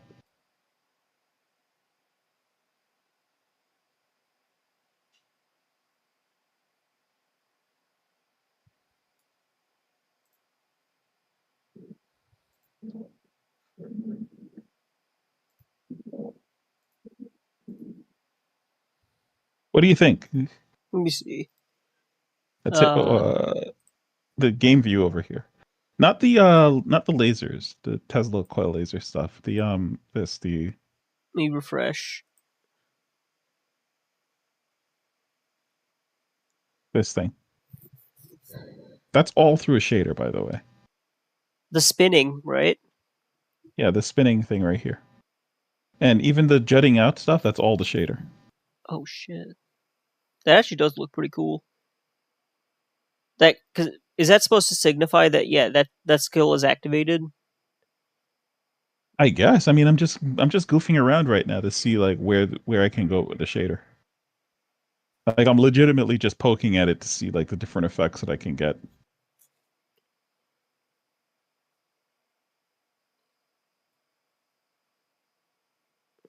But this one looks pretty cool. We could probably use it for that. I feel like that would give that sick visual polish. Like, hey, the skill is active.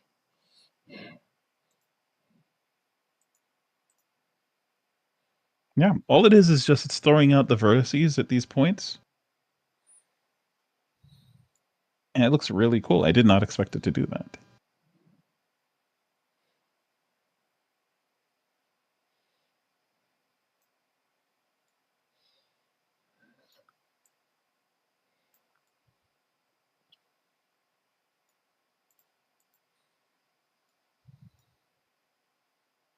Yeah. All right, we're gonna call that um progress. I'll show you since you're here. I'll show you the other part that I did yesterday or the day before. Yesterday, I think. So let's actually load this scene.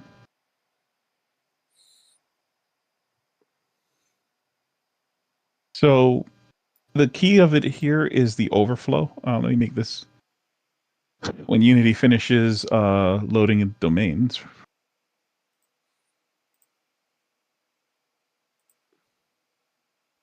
There shouldn't be any errors. Pretty sure. So we did not turn back on. Yeah, okay, no errors. We do need to show this again though. One sec.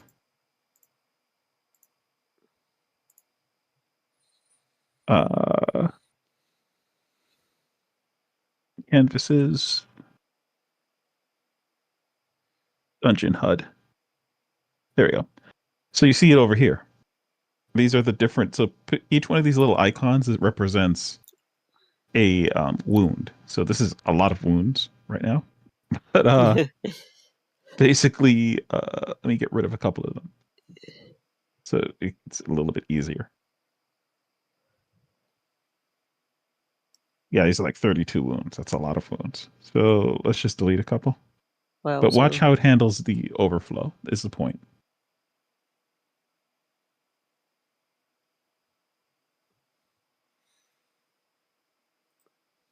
So this is like one wound is on us right now. So Unity doesn't handle this natively, which is it'll do this much for you. But then once you get to right here, this will then start to shove things over and overlap a little bit.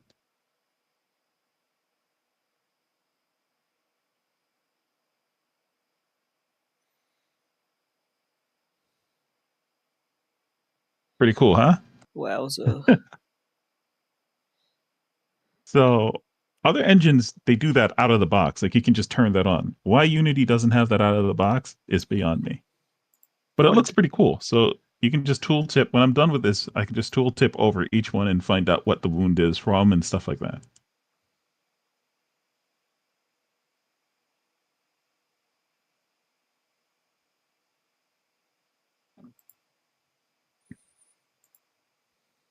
I forgot how much work I put into the feel of this game. It actually feels really good, even coming back to it.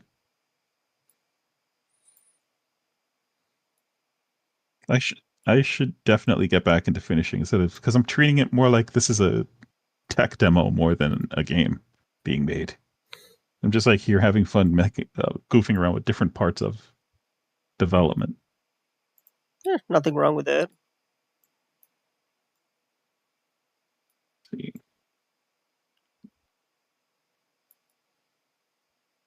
We need to fix. You know what? Before I call it a day, I'm going to fix what's going on with this cursor.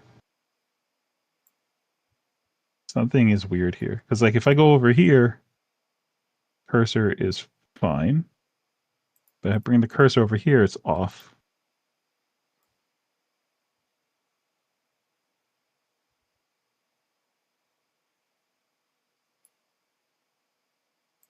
Yeah, there we go. So something happens right here. It falls down, and then it just jumps up there. I don't know if you saw that. Something is weird. What's happening?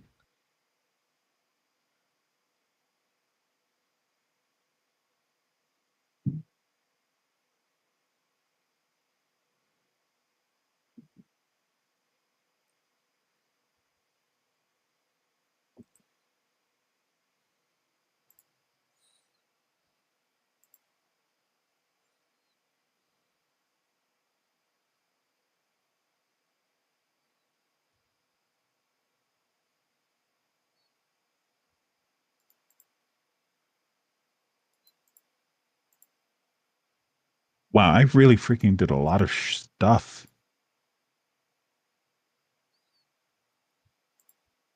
Holy cow, I don't even remember writing the code to make it do that. Bruh.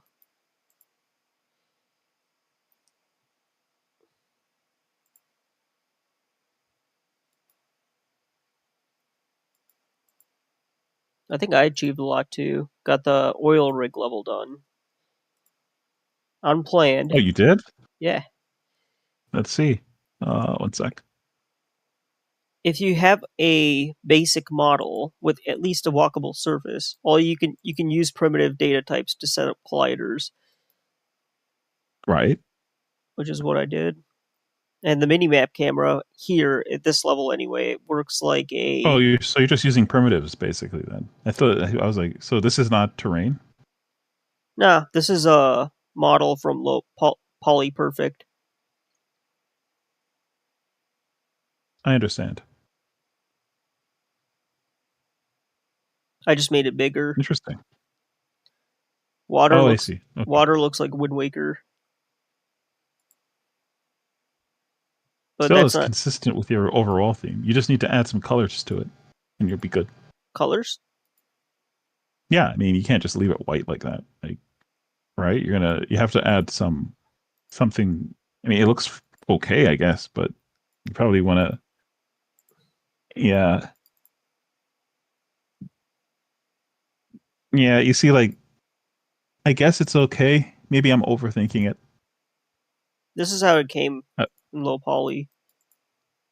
I understand. But I guess I can. I guess I could add some more props, if you will. Yeah, you and probably one thing you want to add to this is like destructible objects like crates and stuff like that around. Oh yeah, that's a good idea. I got barrels that Looks good. can have power ups and stuff. All right, I just need to figure out. I'm going to fix this mouse and then I'm going to call it. So let me just find out what's happening here. I just need to. figure out what's going on. So it looks like I have some kind of logic where if there's no collider for the mouse to interact with, it will hop over towards the next tile. So that means that when we do this, we're not detecting the collider anymore. Is that what's happening? So if we go like here, and then we go here, it'll just stay there until we get to the next tile.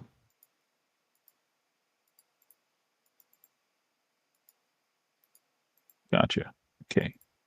So then if we do this here, this is what it's considering the next tile, but it's seeing the tile as being up here.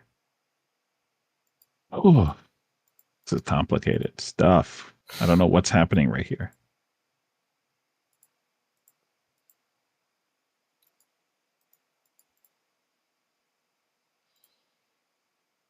But it doesn't happen over here. Over here, it knows that the ground is where the ground is. There is a game I want to check out on itch.io. It's a Zelda clone. I've been meaning to check it out for a while. So I'll definitely like do like a interstream. Something is so weird. All right, let's take a look at the code that's behind this. Maybe that'll eliminate what's going on here.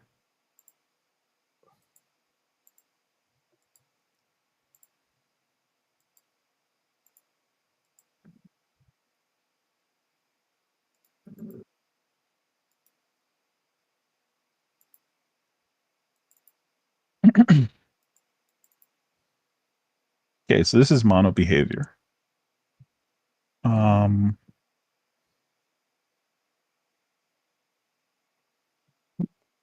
What the heck? Untrigger enter.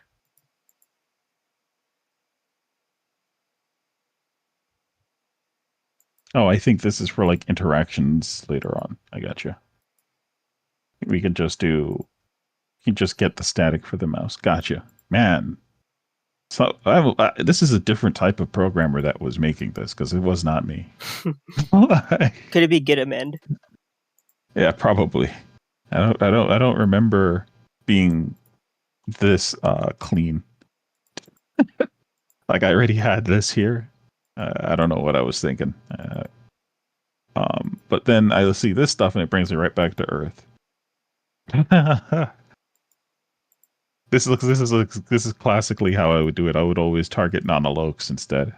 So this is how I know it's my stuff. Because the easier way would have just been to allocate.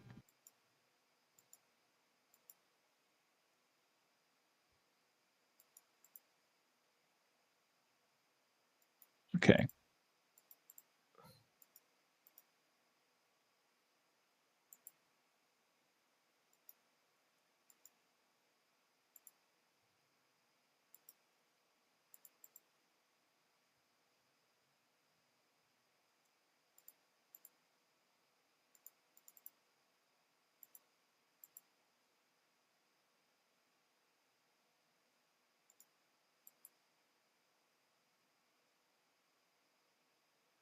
Maybe it's a mask issue. Shouldn't be.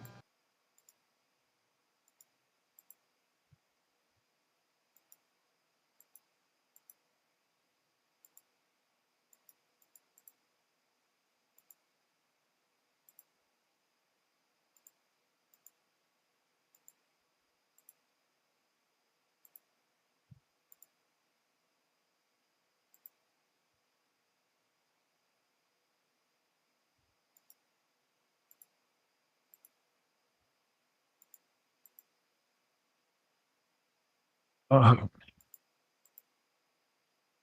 Yeah, I was saying that to him. I said every single time I see one of his any of his new videos, I immediately feel like my report card is due. Well, git amend. Yeah. He does things because he can, not because he should. I wouldn't. I mean, I guess maybe. I don't know. I'm not judging it like that. Okay, clear. Okay. So according to this, we are getting hit.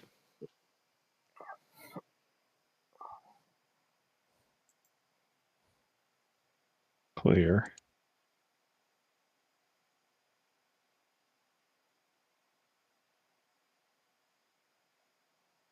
$147 is the current.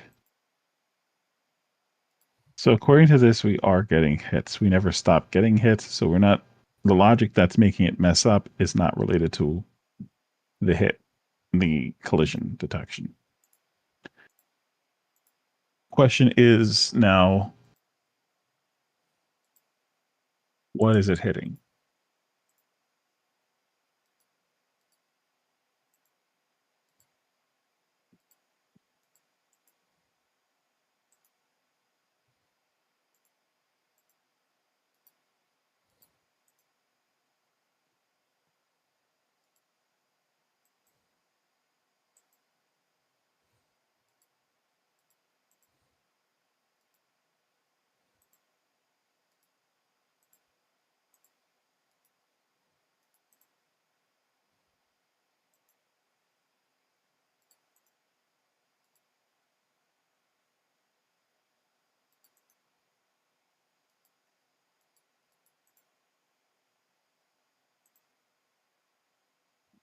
But we know that we are getting hits. The question is now, what are we hitting?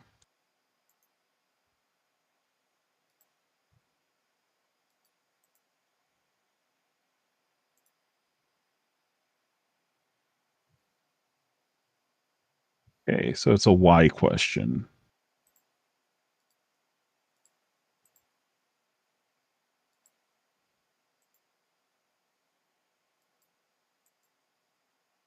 So now we're at 1.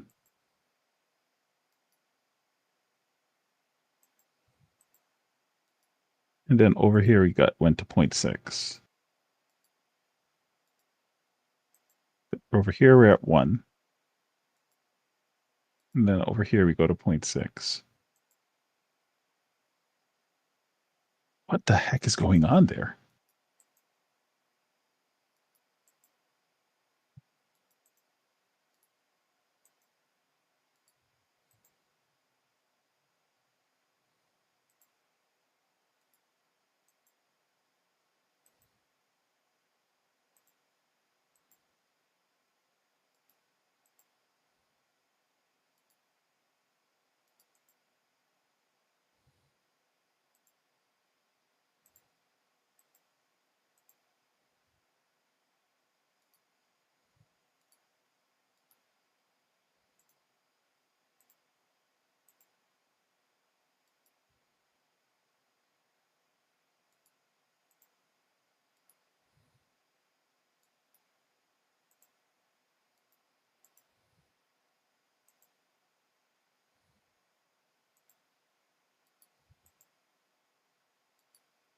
A dirty little fix, but it could fix it.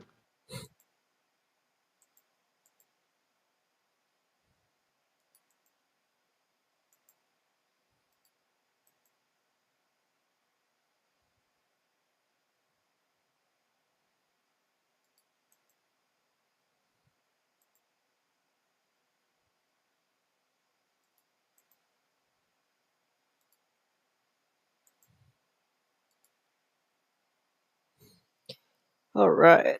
I think I'm pretty satisfied where this is at. Negative. Time to release a build.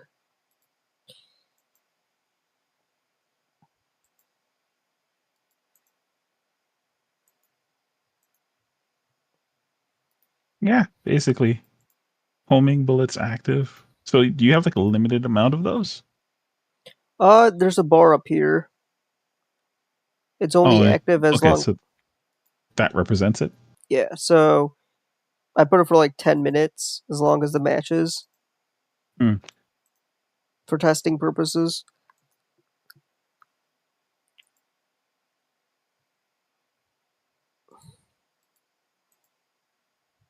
So 330 seconds remaining. I haven't done the actual conversion in my head, so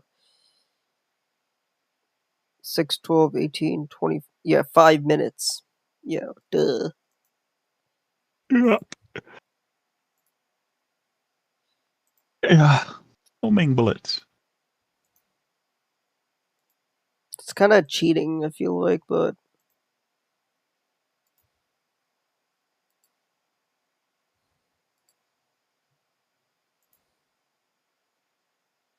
So you're going to change the spheres to being bubbles later on, right? I mean, in the original bubble shooter, they're not really bubbles. Oh, are you talking about these or?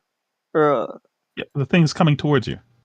Oh yeah, they're not really. I might make them a little more glowy, but I'm not gonna change too much because in the original Like, bubble shooter, they look just like this, mm. which is kind of the intention. I guess So maybe are they animated? Like, do they roll or are they just hovering towards you? they roll. At least I Okay, so think they like roll. stuff like that, you can't even tell because they're just a flat color. So I can't really see it. Maybe you can see it on your screen, but I don't see it.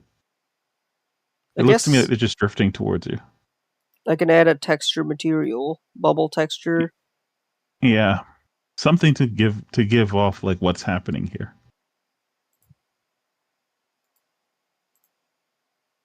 That's gonna be the next thing. Enemy design.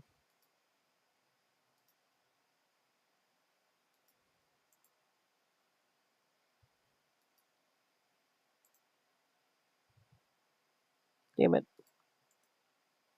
Okay. All right, so this didn't work. I thought this would be my rock paper shotgun solution. Rock paper shotgun.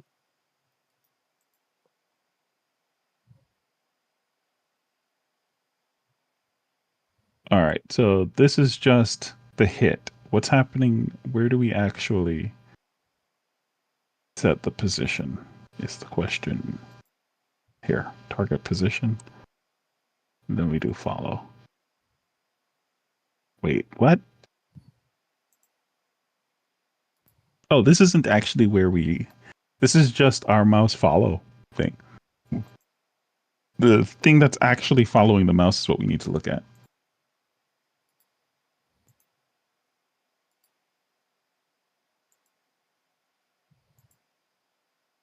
I think it's attached to the player. Is this it? No.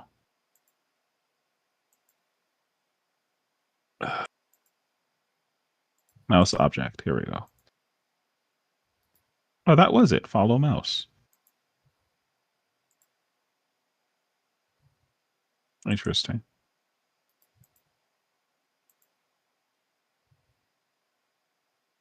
Oh, we're doing it here. Move position.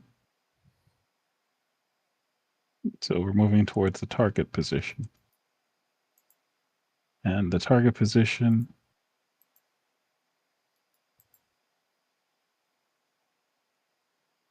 It's mouse world. Mouse world is this. So we're in the right place. What happens if I just leave this at 0? Alright, I'm gonna end my stream. I'll still Oh, you're remain done? um done streaming. But streaming Bubble Tank Frenzy.